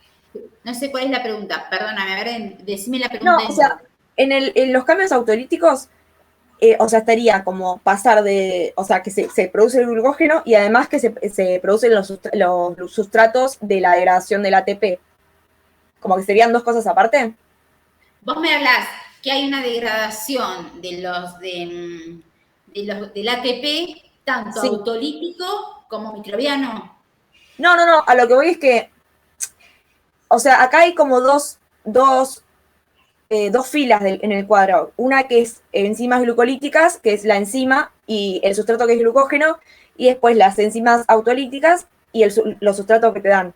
Como que no sería todo lo mismo. A ver, espera que te voy a ver en qué me estás hablando. ¿En qué filmina estaría? ¿En qué parte? Antes de la parte de microbiología acá. Resumen de cambios autolíticos. Eso, sí. Enzimas glucolíticas que degradan el glucógeno, sí. Y después están las enzimas autolíticas de degradación de nucleótidos. Hasta ahí. Claro, pero no estaría todo junto. Claro, ¿no estaría todo junto eso? Y bueno, una tiene que ver con la degradación del glucógeno. Claro. ¿Sí? Y otra con es pre-rigor. Y otra es con la degradación del ATP en sí. Ah, está bien, o sea, lo del glucógeno es pre-rigor y ya después empieza el rigor. Ya después cuando se forma lo que son los ácidos y esa caída de ATP porque se forma hiposantina, Perfecto. vendría a ser lo del rigor. Está bien. Ya cuando se degrada el ATP, ahí es rigor. Está bien. Genial. Y después en los cambios microbianos sería lo del OTMA. Entre uno de los cambios, pero también hay enzimas que actúan ahí, ¿eh? Casi Claro. empieza a formarse también, hay enzimas proteolíticas y enzimas que degrada prácticamente lo mismo que está liberando, o sea, las mismas enzimas que tiene el músculo, después en algún punto las empieza a liberar las bacterias también. Está bien. O sea que además del OTMA, las bacterias liberan enzimas autolíticas y proteolíticas. Claro. Fíjate que acá dice compuestos formados durante la alteración, que está, compuestos que se producen por acción bacteriana, que está la de la OTMA reductasa, que es la que tiene la bacteria, y la OTMA desmetilasa es la que tiene el tejido muscular. Y fíjate que abajo, después de esa firmina, dice compuestos formados durante la alteración. Y fíjate que los sustratos, inosina, azúcares, los aminoácidos, son iguales o parecidos a los sustratos que utilizan las enzimas propias del músculo. Claro, porque lo que te decía en las filminas era que primero lo degradaban las enzimas del músculo, o sea, propias del tejido, y después esos sustratos que quedaban iban y lo degradaban los microorganismos. Sería básicamente eso. Perfecto. Está bien.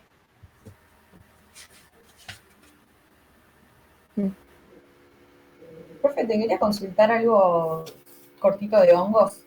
Sí. Viste que, o sea, la reproducción es sexual o asexual. Sí. En cuanto a la sexual, ¿estaría bien decir que se puede dar por medio de esporas y por medio de conidios? ¿O cómo se puede decir? Porque teníamos la duda con las chicas de cómo expresarlo, digamos.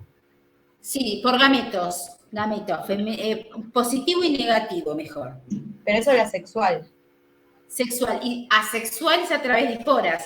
Las esporas forman parte de la reproducción asexual. Claro, pero puede ser conidios. Por esporas o por conidios también. Claro, bueno, pero la parte conidial es la sexual. Claro, pero como que era... son esporas, en realidad. Para que voy a ver dónde me estás preguntando. Porque si no me enfoco, no. Claro, son como las pelotitas que tienen arriba los hongos, lo que yo entendí, los conidios. Claro, los conidios o los esporangios son los que tienen, digamos, las esporas en el caso de los esporangios, y los conidióforos tienen los conidios que tienen, digamos, el gameto para la reproducción sexual. O sea, ¿solamente los conidios se pueden reproducir sexualmente? Sí. Yo tenía entendido que eran las hifas donde estaban en la parte positiva y negativa. Sí. A ver, tenemos... ustedes, acá dicen, por ejemplo, los hongos de sombrero, ¿no? Sí. Basidios, conidios, eso se llama de acuerdo al hongo que se esté tratando. Entonces, fíjense, siempre y cuando hay una fusión de una célula negativa y una femenina, es una reproducción sexual, ¿sí? Y a partir de ahí se forma lo que es un conidio o un basidio, que tienen las dos informaciones genéticas, la de la célula positiva y la célula negativa. Y después, cuando se forma, ¿entienden? Ustedes fíjense en la reproducción, en la filmina donde dice hongos de sombrero. Sí, o sea, yo, profe, lo que te digo es porque lo dice en el anexo. Si querés te leo el párrafito. A ver, lee mi párrafito. Dice, la forma más común de reproducción asexual es por medio de esporas, las cuales varían dependiendo de la especie. Las esporas formadas asexualmente pueden estar conectadas a una especie de saco llamada esporangio y sostenidas en el esporangióforo. Sí, hasta ahí sí. Se producen extremidades de hifas y entonces se llaman conidios. Bueno, por eso maneras de la sexual puede ser. Claro, por eso el conidio, ahí léeme la última parte. Se extienden hifas. Dice, o se producen en diversos modos en extremidades de hifas, entonces se llaman conidios. Y después empieza a hablar de reproducción El sexual. conidio es cuando se juntan en las hifas, ¿sí? Se van juntando una parte, una negativa y una positiva, y esa estructura da origen a un conidio. Que se origina sexualmente. Claro, o sea, creo que igual, profe, la duda es más bien decir, los hongos se pueden reproducir sexualmente con todo lo de la positiva, la negativa, o asexualmente. Asexualmente mediante A través esporas. de esporas. Listo. Y los conidios serían una forma dentro de las esporas. No, dentro de la sexual. Los conidios vendrían a ser una estructura que se forma. Los hongos se pueden reproducir de dos maneras, sexual o asexual. Sí. La forma asexual de reproducirse es que se cae una espora, ¿sí? Y forma una estructura de hongo. Perfecto. Esos hongos pueden estar dos hongos juntos, ¿sí? O puede haber un mismo hongo que tiene hifas, que es la estructura, las hifas son la estructura que agarran el sustrato, que pueden tener hifas positivas o negativas porque no está determinada la sexualidad, que haya gametos femeninos o masculinos, y dos hifas de esas se juntan, dos hifas de esas que se dieron por formación asexual, ¿sí? Perfecto, sí. Dos hifas se juntan y dan origen a una estructura sexual, se dice, porque se contactaron una célula negativa y otra positiva, ¿sí? Claro. Esas estructuras sexuales dan origen a conidios, se llaman. Bien.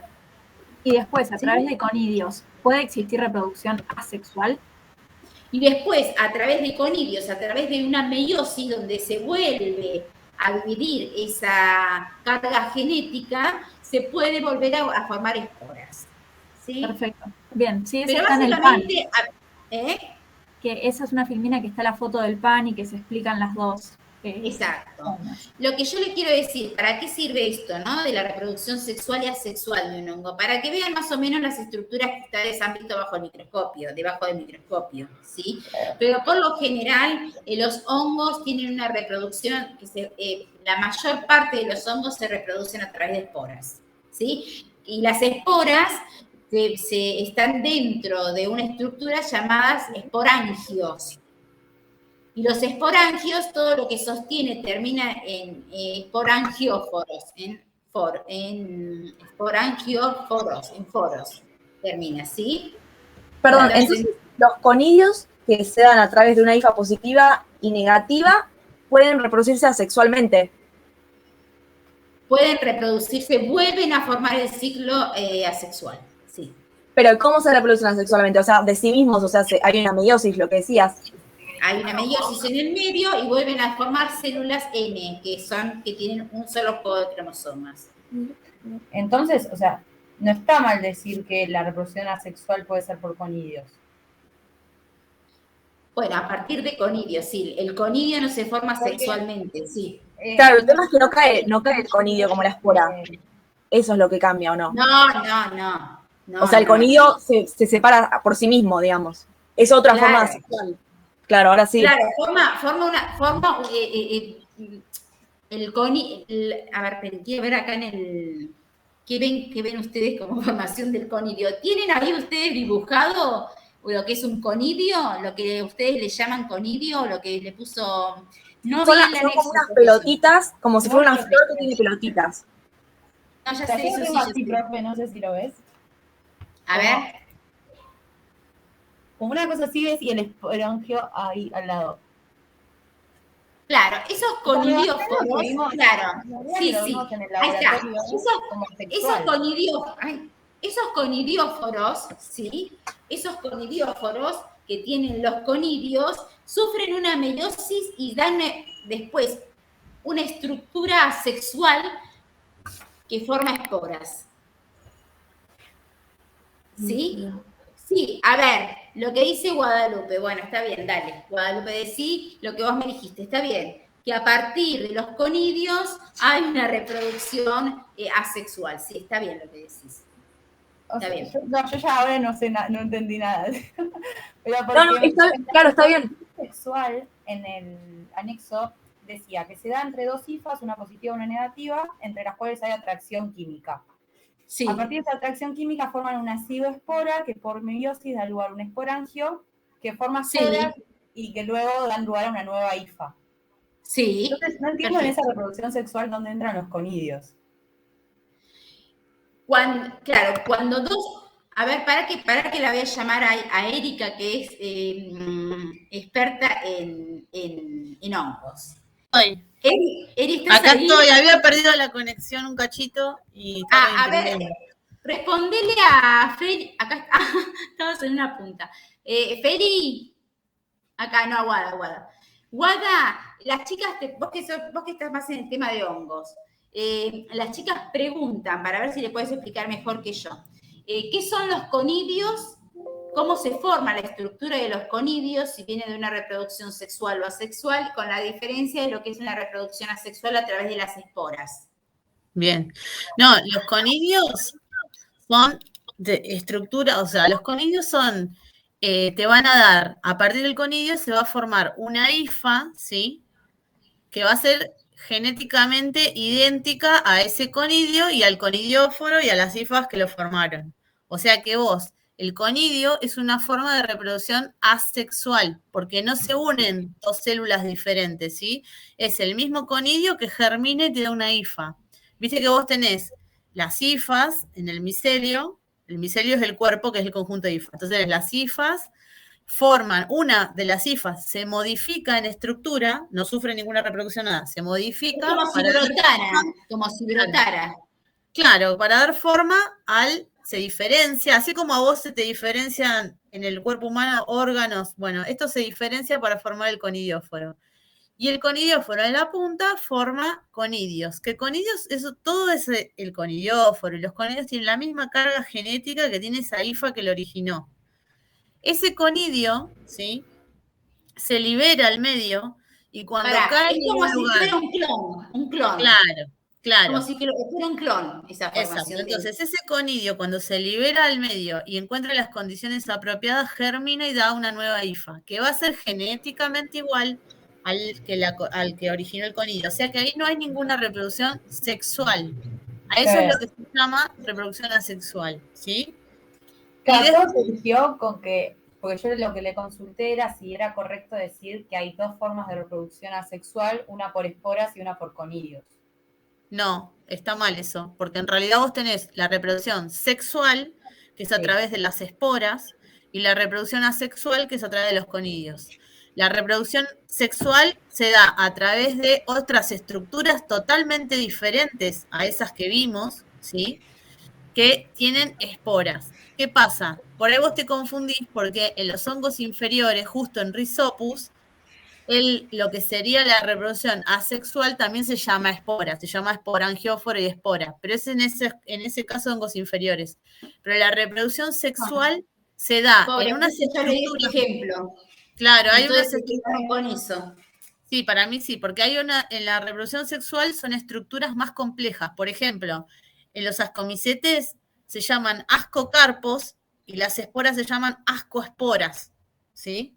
Por ejemplo, dentro de los ascomicetes vos tenés, los penicillium, por ejemplo, es un ascomicete, ¿sí? Pero para poder reproducirse sexualmente, tiene que producir los ascocarpos, que son unas estructuras donde dentro están las ascosporas, y esas ascosporas van a ser las que se van a unir con otras para producir, ¿sí? Para dar la reproducción sexual, ahí adentro se produce. En cambio, la reproducción asexual se da por el conidióforo que sostiene los conidios, ¿ok? Son dos diferentes. Claro, pero en el anexo, le estaba leyendo justo el párrafo a... Sí, yo lo escucho, volvélo a leer, pero escuché un pedacito que leíste. Dice, la forma más común de reproducción asexual es por medio de esporas. Las esporas formadas asexualmente pueden estar contenidas en un saco llamado esporangio y sostenidas por un pie llamado esporangióforo. Sí. Por eso yo saqué que las esporas eran asexuales. Claro, no, porque ese es el caso, ahí podría haber dicho tranquilamente también conidióforo y conidios, porque ese es el caso justo que nombra, es el caso de los hongos inferiores, ¿sí? Y eso fíjate está bueno para nosotras, y recordar. Está bueno para corregirlo, de sí, acuerdo. para que no importa, confundan. chicas, ahora porque ustedes van a decir qué lío, ¿no? Pero no, hagan una cosa. Simplemente son estructuras de reproducción. Sí. Eso es lo importante acá, ¿sí? No importa porque no les vamos a tomar el ciclo de los hongos, Y el nombre tampoco. Ni nada. Claro. Son estructuras de reproducción que en definitiva, por un lado o por el otro, van a dar de nuevo un nuevo cuerpo fructífero que va a ser el hongo. Lo que sí sepan ustedes es que es un micelio, ¿sí? Que ustedes es la parte que se ve, que es en definitiva, bueno, y a partir de las diferentes formas que tengan los hongos van a tener diferentes nombres esas estructuras sexuales o asexuales. Pero no importa, lo importante acá es que tienen reproducción sexual y asexual. En la sexual se unen dos células con diferente carga genética y en la asexual no, es la misma célula que genera otra. ¿Sí? No importa cómo se llamen uno y en otro en este momento porque, a ver, cuando yo lo estudié en biología, nos estudiábamos el ciclo de reproducción sexual y asexual de cada género. De cada grupo en sí. Y es muy específico los nombres y todo. Pero básicamente está bueno para nosotros después para ponernos de acuerdo con eso y aparte capaz que arreglar un poco esa teoría, pero sí que sepan, o lo importante de todo esto es eso, que los hongos tienen reproducción asexual o sexual, depende de la situación, y que esos nombres corresponden a estructuras de reproducción. Claro, pero entonces yo tenía entendido como que asexualmente eran siempre por esporas. Como que se caía la espora y... Sí, lo que pasa es que hay una confusión, que las esporas de reproducción sexual le decimos esporas y las de reproducción asexual le decimos esporas y conidios, ¿entienden? Así, ahí es donde viene la confusión. Ahí está. Pero es así, lo que pasa que es como dice Ale, cada grupo tiene un nombre diferente. Por ejemplo, en los basidios se llama basidiospora, basidiocarpo, gametofito. Cambian un montón de nombres según la clase. Entonces lo que vamos a hacer es unifiquemos y digamos, ustedes vieron en el práctico reproducción asexual, conidios y esporas solo para cigomicetes, vimos, para Rhizopus, perdón, sí, Rhizopus. Y después la parte sexual le llamamos esporas que están dentro de sacos especializados y bueno, cada uno tiene su nombre que no nos vamos a enroscar con eso, ¿ok? O sea, ustedes tienen esporas de reproducción sexual y también tienen esporas de reproducción asexual. ¿Ok? Claro, serían las conidios. Después. Claro, exacto, sí, para que no se enrosquen, exacto, así. Sí. Claro, igual me les un poco mareada, pero... Un ejemplo de esporas de reproducción asexual, pobres, claro, ahí se generó el lío. Lo que pasa es que los ciclos de los hongos son re complicados y 500 nombres diferentes tienen. Claro. Profe, yo lo que había entendido, que es lo que había entendido desde el trabajo práctico, es que nosotros, bien, analizamos la reproducción asexual, que es mediante esporas. Pero nosotros lo que vemos en el microscopio y lo que determinamos como hongos inferiores o superiores es dónde están contenidas esas esporas. O sea, los conidios yo lo que entendía eran que se desarrollan en los extremos de las hifas, y en cambio los esporangios se desarrollan en el saco, en ese saco que nosotros llamamos esporangio.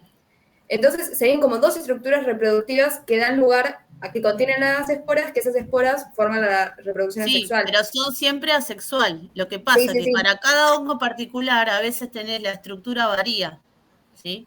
Justo en este caso nosotros vemos un ejemplo de hongos inferiores y hongos superiores que la forma en la que están contenidas esas esporas de reproducción asexual, que en la superior se llama conidios, cambia el nombre, son diferentes, ¿ok?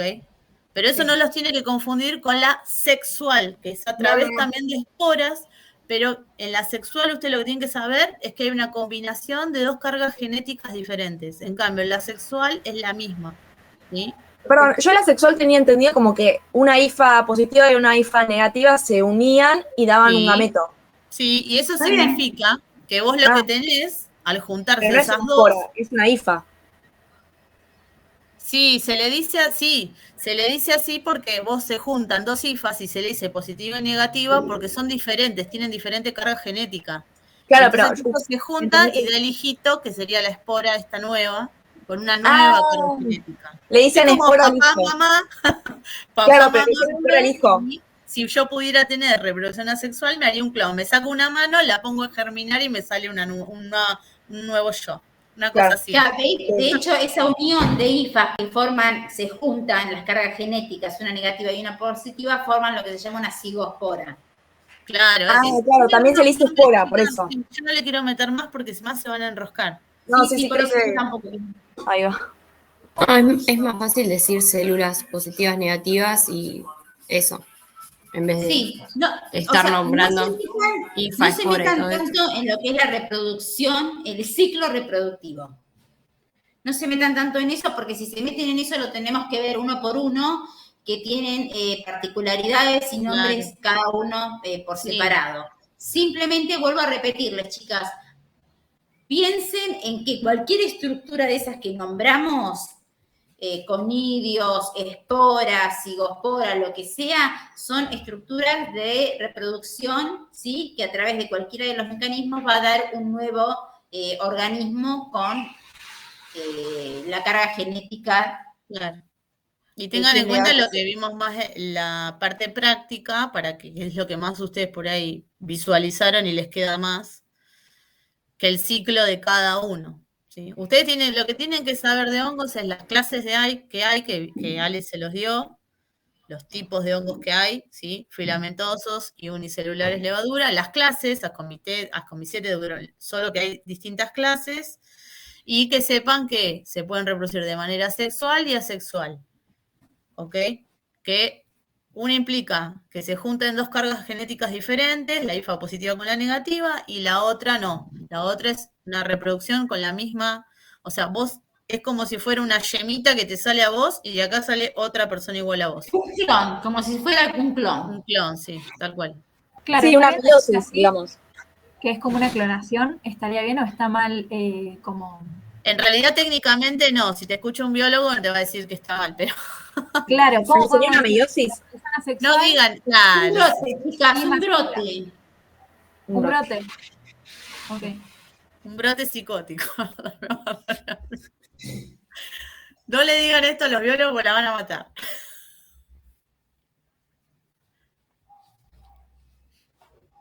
No sé si se acuerdan, pero en algunas hifas que se veían en el microscopio, se veía como una yemita que salía del costado, ¿sí? Esas mismas hifas que van saliendo para los costados, que generan nuevas hifas, es lo mismo, está creciendo, o sea, se está dividiendo y produciendo más células con la misma genéticamente igual. Solo que el conidio tiene una estructura que puede volar, porque por eso se rompe, vuela y coloniza otro lugar, o sea.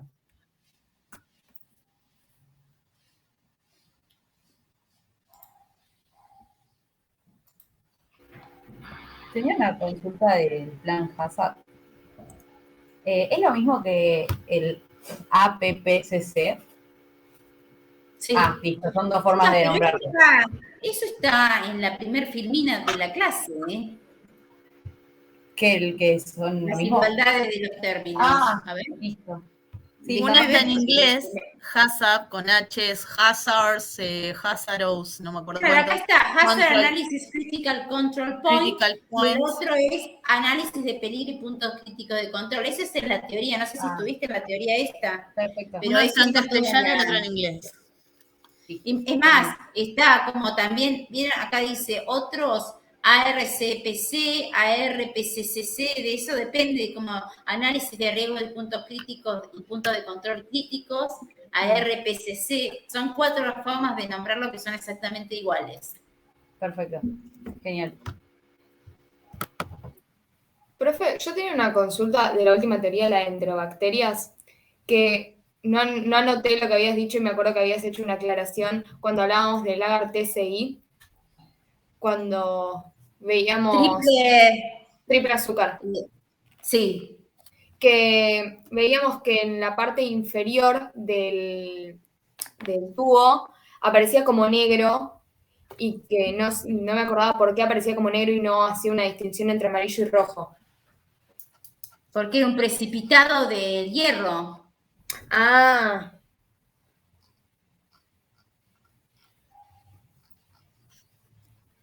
Acá.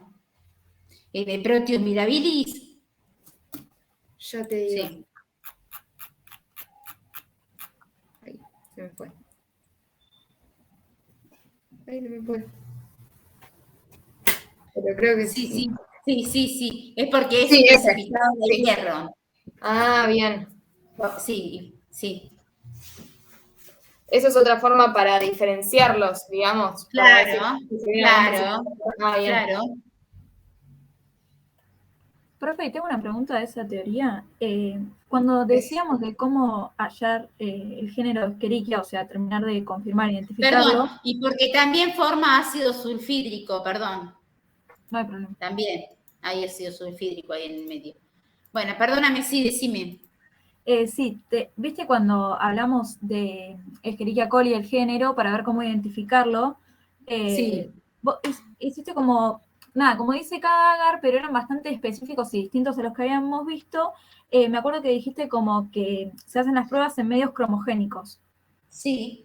¿Esos medios son los que se usan para identificar si tienen enzimas o qué sería? Esos medios se utilizan para determinar si tienen enzimas y tienen una proximidad bastante, digamos, una probabilidad bastante alta de acercarme a decir que es Escherichia coli. Pero siempre, a medida que fue avanzando la ciencia, se sigue diciendo que es presuntivo hasta que no se confirme genéticamente. Claro, bien. Por una ELISA o PCR, digamos. Exacto. Perfecto. Bien, gracias. Profe, te hago una consulta. En el cuadrito de esta misma teoría de la Escherichia, dice, bueno, bacilos gram negativos, catalasa positivo, y después dice fermentadores. O sea, ¿tomamos que es fermentador de glucosa, lactosa y sacarosa de los tres? Claro, de lactosa, sí. De los tres, perfecto. En realidad sí, lo que fermenta o que lo que es más característico es la lactosa, que es lo que les dice. Si hay glucosa, siempre prefieren la glucosa, pero bueno, más limitante es la lactosa, pero sí, está bien. Perfecto. Son fermentadores porque son anaeróbicos, facultativos, crecen en ausencia de oxígeno. Entonces, su vía de ruta metabólica es la fermentación. Bien, y respecto al ácido sulfúrico, ¿lo produce el Escherichia coli? Sí, pero cuando hay sustratos que lo favorecen para formarlo, por ejemplo, en ese agar triple azúcar hierro, si no, no. Claro, porque en el cuadrito de o sea, yo me hice un cuadro, ¿viste? Comparativo entre los tres.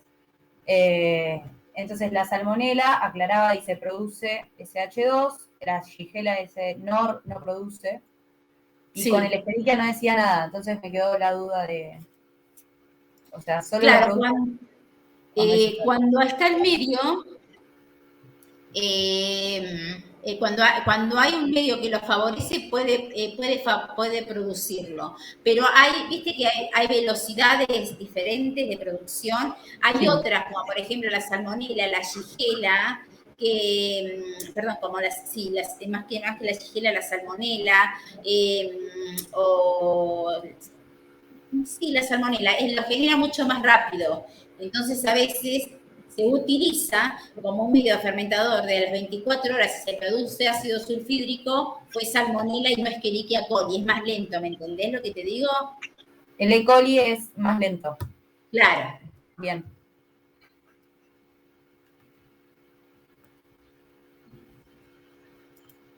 Pero, por ejemplo, si yo en el medio de los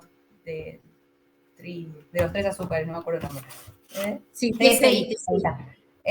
Si yo pongo Shigella, aunque tenga para producir, no me la va a producir el ácido. ¿Shigella? Sí. Claro, no porque el sulfídrico es negativo. Listo. Perfecto. Gracias. Y, profe, en este caso, E. coli, ¿cómo produce el ácido sulfídrico? ¿Por qué no aparecería negro? Tampoco, o sea, ¿por qué no cambia también el color? Porque no es característica, o sea, es una reacción muy lenta en el caso de Escherichia coli, entonces siempre se considera como que cuando vas a ver el resultado es otro género y no Escherichia, ¿me entendés lo que te digo? Tarda bastante, llega a utilizar el hierro y formar ácido sulfídrico y demás, pero tarda bastante, entonces se lo considera ponerle como si fuera negativo, por decirlo de alguna manera. Si vos esperas 3 días, vas a ver quizás negro con Escherichia, pero a los 24 horas es otro género. Ah, perfecto. Gracias. No. Perdón, te hago una consulta de la prueba de lo del alcohol. Sí. O sea, Ay, perdón, es en la leche, la prueba del alcohol de la leche. Sí. O sea, se pone el alcohol cuando ya está, o sea, se coagula cuando ya está inestable, ¿no? La leche, que es por los microorganismos. Sí. Ah, está bien. Y te puedo preguntar porque no terminé de entender bien la del azul de metileno. La del azul de metileno es cuanto más tarda en degradar el azul, Sí. cuanto más tiempo tarda, en degradar el azul, la leche está en mejor estado. Porque Claro, pero ¿cuál es el fundamento? Porque hay una reducción de la... Pero eso está en la teoría. Hay una Sí, pero no lo reducción... entendí bien. Porque decía como reducción y oxidación. Sí, hay una reducción del azul de metileno. Párate que lo voy a ver porque yo se lo vi bien. Estaba bien, claro. Y estás diciendo bien, Ale. No, pero lo quiero ver porque quiero leche... ¿Dónde lo vimos a esto? En algún lado estaba la reacción... también estaba. Hay una reducción, o sea, a medida que hay una reducción del azul de metileno que se hace de azul pasa a incoloro, porque es un indicador. Claro, ¿sí? sí. Azul pasa a incoloro. En su estado reducido pasa a incoloro. ¿Quién lo reduce? La presencia de bacterias. A medida que hay mayor carga microbiana, esa reducción a incoloro es más rápida. Ah, claro. Claro, está bien. Bueno, no me acuerdo, al final de todo, me parece. O sea, cuanto más rápido pasa incoloro, más bacterias hay. Exacto. Y eso te da un índice de la calidad que tiene esa leche. Claro. Acá fuera. Y la forma reducida es el incoloro. Claro, ¿vos viste acá donde dice prueba de reducción del azul de metileno? En la teoría dice decoloración rápida. Claro, entendí lo de la decoloración, pero no entendí el fundamento teórico. Claro, pero en la que sigue dice fundamento de la prueba. A ver. Dice, si el oxígeno, dice, el azul de metileno en forma oxidada y incolora en su forma reducida. Si la decoloración es menor a 2 horas, es porque la calidad de la leche es mala. Hay un cuadrito de donde dice, excelente calidad, tarda más de 8 horas en decolorar el azul de metileno. Claro, lo que había entendido es que los microorganismos hacían que se redujera el azul. Bien. Ahí está. Yo quería preguntar de la prueba de fenilalanina, que la nombraste el martes. Sí, en enterobacterias. Exacto. O sea, es para ver si hay una... perdón. O Para, sea, para ver si está la enzima fenilamonioliasa. Sí, puede ser que en la teoría esté como fenilalanina desaminasa. O en También, sí. O sea, es para, o sea, es como una prueba más de ver qué especie es la Exacto, que sí. tiene y qué no. Siempre es para diferenciar entre entre dos géneros, en realidad. Ah, géneros, bien. Y, o sea, vos como que el medio tiene la fenilalanina y vos pones, digamos, la bacteria. Claro, si pones el ácido fenilpurúbico para ponerlo en evidencia. Sería. Exacto. Perfecto. Bien, gracias. Perdón, igual esa prueba te da solamente la presencia de salmonela cuando da negativo, ¿no? Lo tengo anotado así. O sea, no me diferencia entre dos. Te dice si es positivo, o sea, si tiene presencia, sí. Presencia de esa enzima, sí. O sea que la salmonela es la única que da negativo. Y cuando comparás entre dos, sí, porque no siempre es que vos estás poniendo un montón de bacterias, estás terminando esas enzimas de la fenilalanina, lo que hace es determinar si es un género u otro, pero de dos, no de todas las enterobacterias, ¿sí? Es como que quiero confirmar la presencia de Salmonella si da negativo, por ejemplo, ¿sí? Perfecto. Se utiliza para separar dos géneros.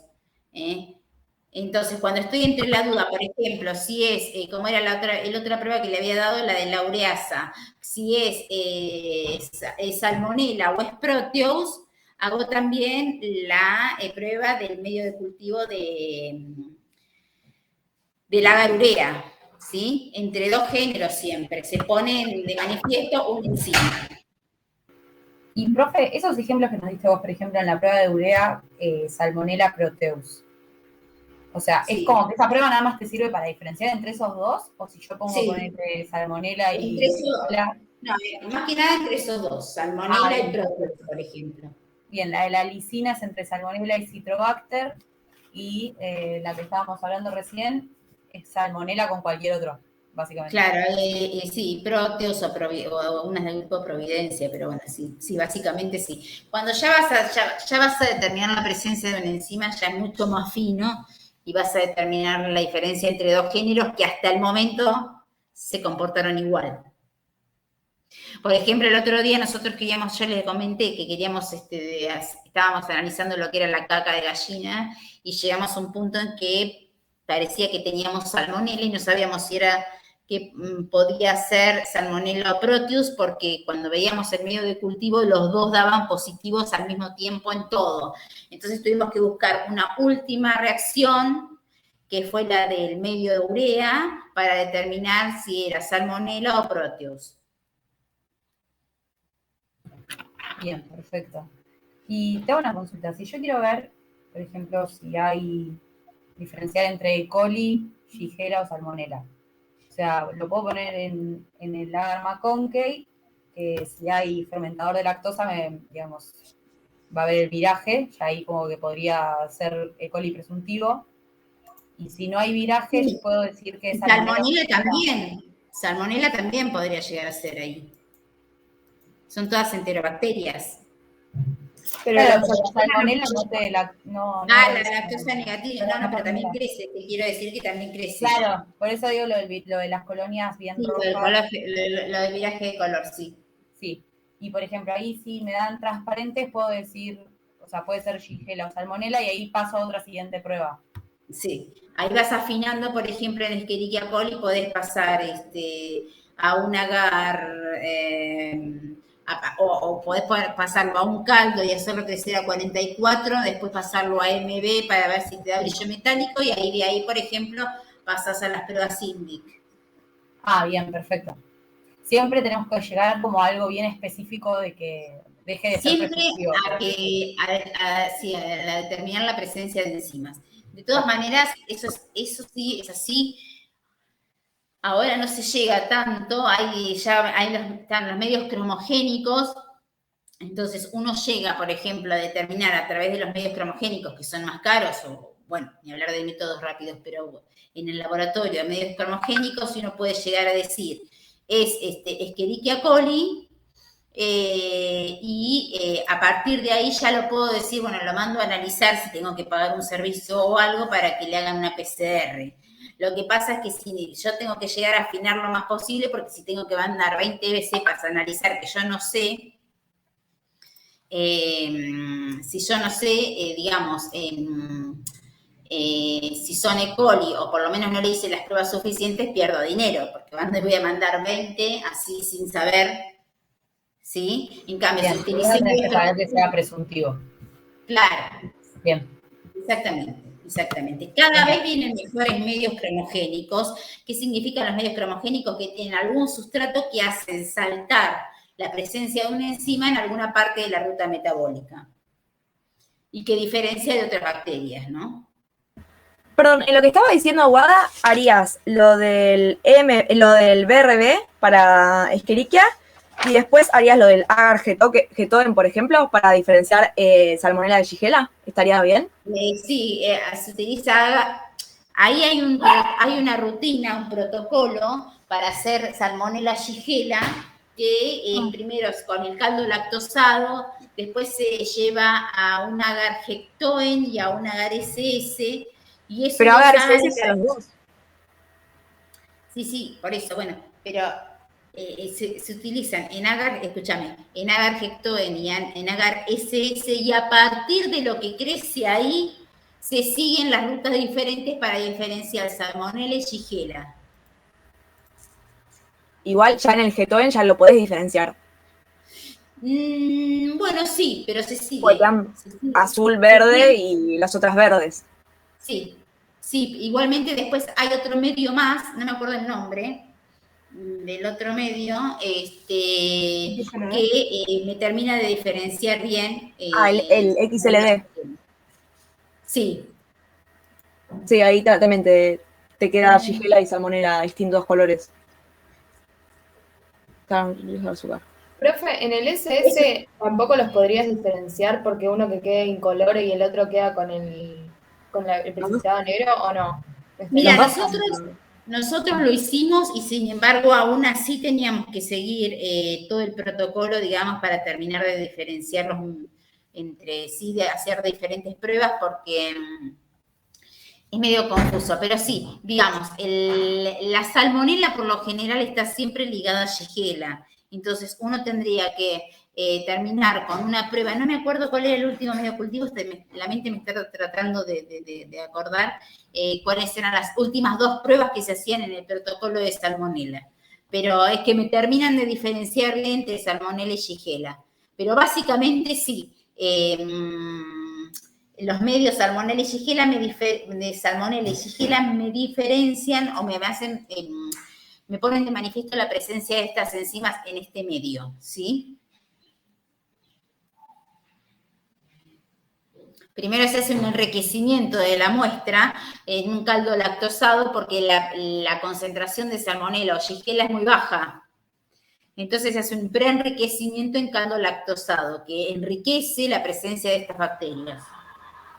Y para E. coli también lo tendrás que hacer, o sea, para todas las que son patógenas, ¿se hace un preenriquecimiento o no? Bueno, sí, si quiero determinar que directamente haya ausencia, sí. Claro, porque como que habrían poca cantidad, supuestamente, en baja cantidad normalmente.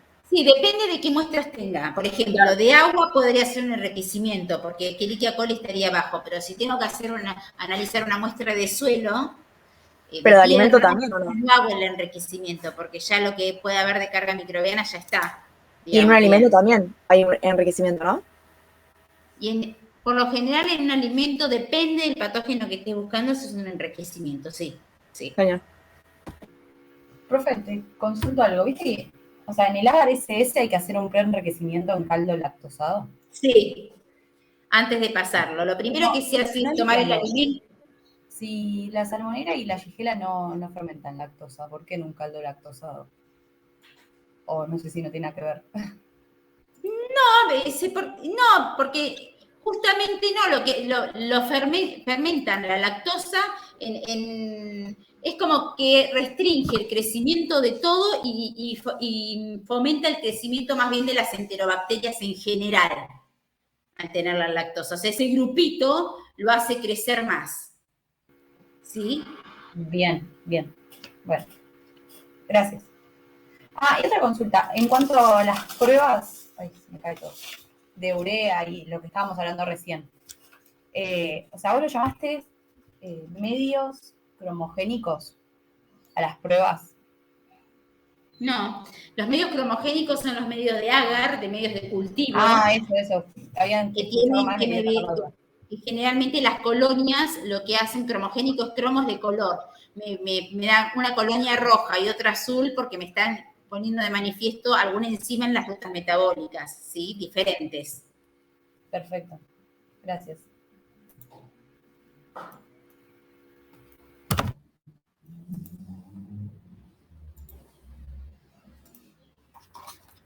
Profe, la última pregunta que te quería hacer es, en el principio de lácteos, de la teoría de lácteos, cuando empezamos a ver todos los géneros de bacterias, Brucella, Campylobacter, Coxiella, todas esas, ¿son las que puede tener la leche o son más generales para cualquier alimento?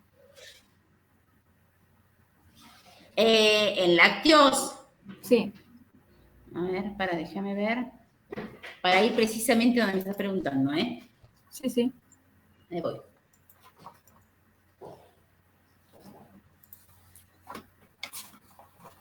¿En dónde me preguntás? Al principio. Sí, debe ser, o sea, en las primeras 10 creo sí. que es, o 9 está el Sí, cuadrito, sí. después empieza la Esas son sección de las- cada uno. Sí, esas son los patógenos que Sí. pueden crecer específicamente o que se asocian a productos lácteos. Bien, ¿y eso sería en la leche cruda o también puede estar al final? Bueno, en la leche cruda seguro. O sea, no Ok. seguro que están, es mucho más probable que estén. Y después, por algún tipo de mala manipulación o mala praxis, podrían llegar a estar en la leche. No necesariamente tiene que ser leche cruda. Puede estar por algún, por ejemplo, una mala manipulación que esté Escherichia coli, o o que venga enferma de la vaca, o que alguna contaminación con listeria. No necesariamente porque sea leche cruda. Claro, claro. Perfecto. Gracias. De nada. Ah, y te mentí, no era la última. Recién en lo de hongos mencionaron que teníamos que saber las clases de hongos. ¿Eso haría referencia a que lo de los hongos filamentosos o unicelulares que son las levaduras? Sí, o algo más? básicamente no le vamos a preguntar los géneros y especies de cada hongo, sino cuáles son las características que hacen que se dividan los hongos, que tengan una reproducción sexual o asexual, que las cifras sean tabicadas o no tabicadas, ¿sí? Claro, en inferiores o superiores. Perfecto. Claro. Buenísimo. Ahora sí. Ay, me quedé buscando el último medio me picó esto. Bueno, después se lo digo, porque aunque sea en el examen se lo digo porque me quedé picando el último medio de Salmonella y Shigella. Bueno, chicas, ¿alguna pregunta más?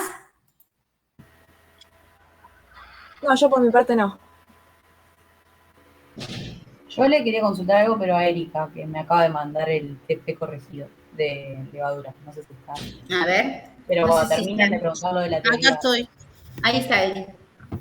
Más que nada era, viste que me faltó multiplicar, me pusiste por el factor 2 del azul de metileno. Sí, lo corrigió Celeste, si no lo corregí yo. Ah. ¿Qué te faltó publicar? Perdón. O sea, como que el factor de dilución, yo lo tomé 1 y me puso, por último se debe multiplicar por 2, ya que se había realizado una dilución 1/2 con el azul de metileno. Claro, No, porque no vos entendí. pusiste, Sí. yo no estuve en el práctico, pero lo que tengo entendido es que ustedes tenían que ponían la muestra, por ejemplo, si ponías, no me acuerdo el volumen, pero ponele que ponías 1 mililitro de azul de metileno, 1 mililitro de tu muestra de cultivo. Entonces ahí estás diluyendo la mitad porque vas a tener un volumen final de 2. Ah, bien. Entonces tenías que multiplicar por 2 porque vos ahí ya estás diluyendo por cuando le agregas el colorante, pues estás agregando líquido. Claro, yo lo tomé como 1 mililitro que ahí ponía, pero claro, después lo diluíamos en el tubito de Penhorst. Claro, porque vos agregás al cultivo, le agregás colorante. Ese colorante está líquido, entonces te aumenta el volumen. Entonces la concentración que vos saques de eso, en realidad la original, que era la que vos tenés en el cultivo, va a estar multiplicada por 2. Va a ser el doble. ¿Sí? Perfecto. Y lo otro que quería preguntar es del azul de metileno, que me tachó esto que puse. Es un colorante que permite evaluar la viabilidad de levaduras. Esto es así ya que tiene la capacidad de teñir diferencialmente. Las células muertas se tiñen de color azul mientras que las vivas permanecen incoloras. Sí. No sé si me lo tachó en cuanto a que lo redacté a ver, mal. espera, lo miro porque no sé, porque así como lo lees, parece que estuviera correcto. Déjame que abra el archivo y me fijo. Igual están todos aprobados, pero... No, yo más que nada porque, o sea, estudié para el parcial esa definición, entonces capaz... Está perfecto, sí. Esperá que lo busco y lo miro por las dudas. Dale. Capaz me faltó decir que es porque lo reducen. Capaz pretendía... Capaz, sí, porque eso no lo pusiste, sí. Porque me hizo aclaraciones, pero justo en ese párrafo no me lo aclaró. En la hoja 5, si no me equivoco. Ahí estoy buscando, pará. ¿Te puedo hacer una consulta? Sí. Es de la cámara de Neubauer.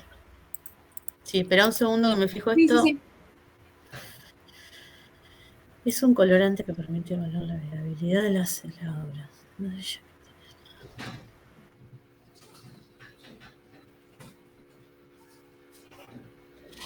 Claro, en realidad, para mí lo que te lo tachó, porque vos pusiste que tiene la capacidad de teñir diferencialmente, y en realidad, cuando está incoloro no es que está tiñendo a una sí o una no. El colorante entra en todas, lo que pasa que las que están vivas lo reducen y las que están muertas no. Bien, perfecto. Me parece que va por ese lado, por el tema de cómo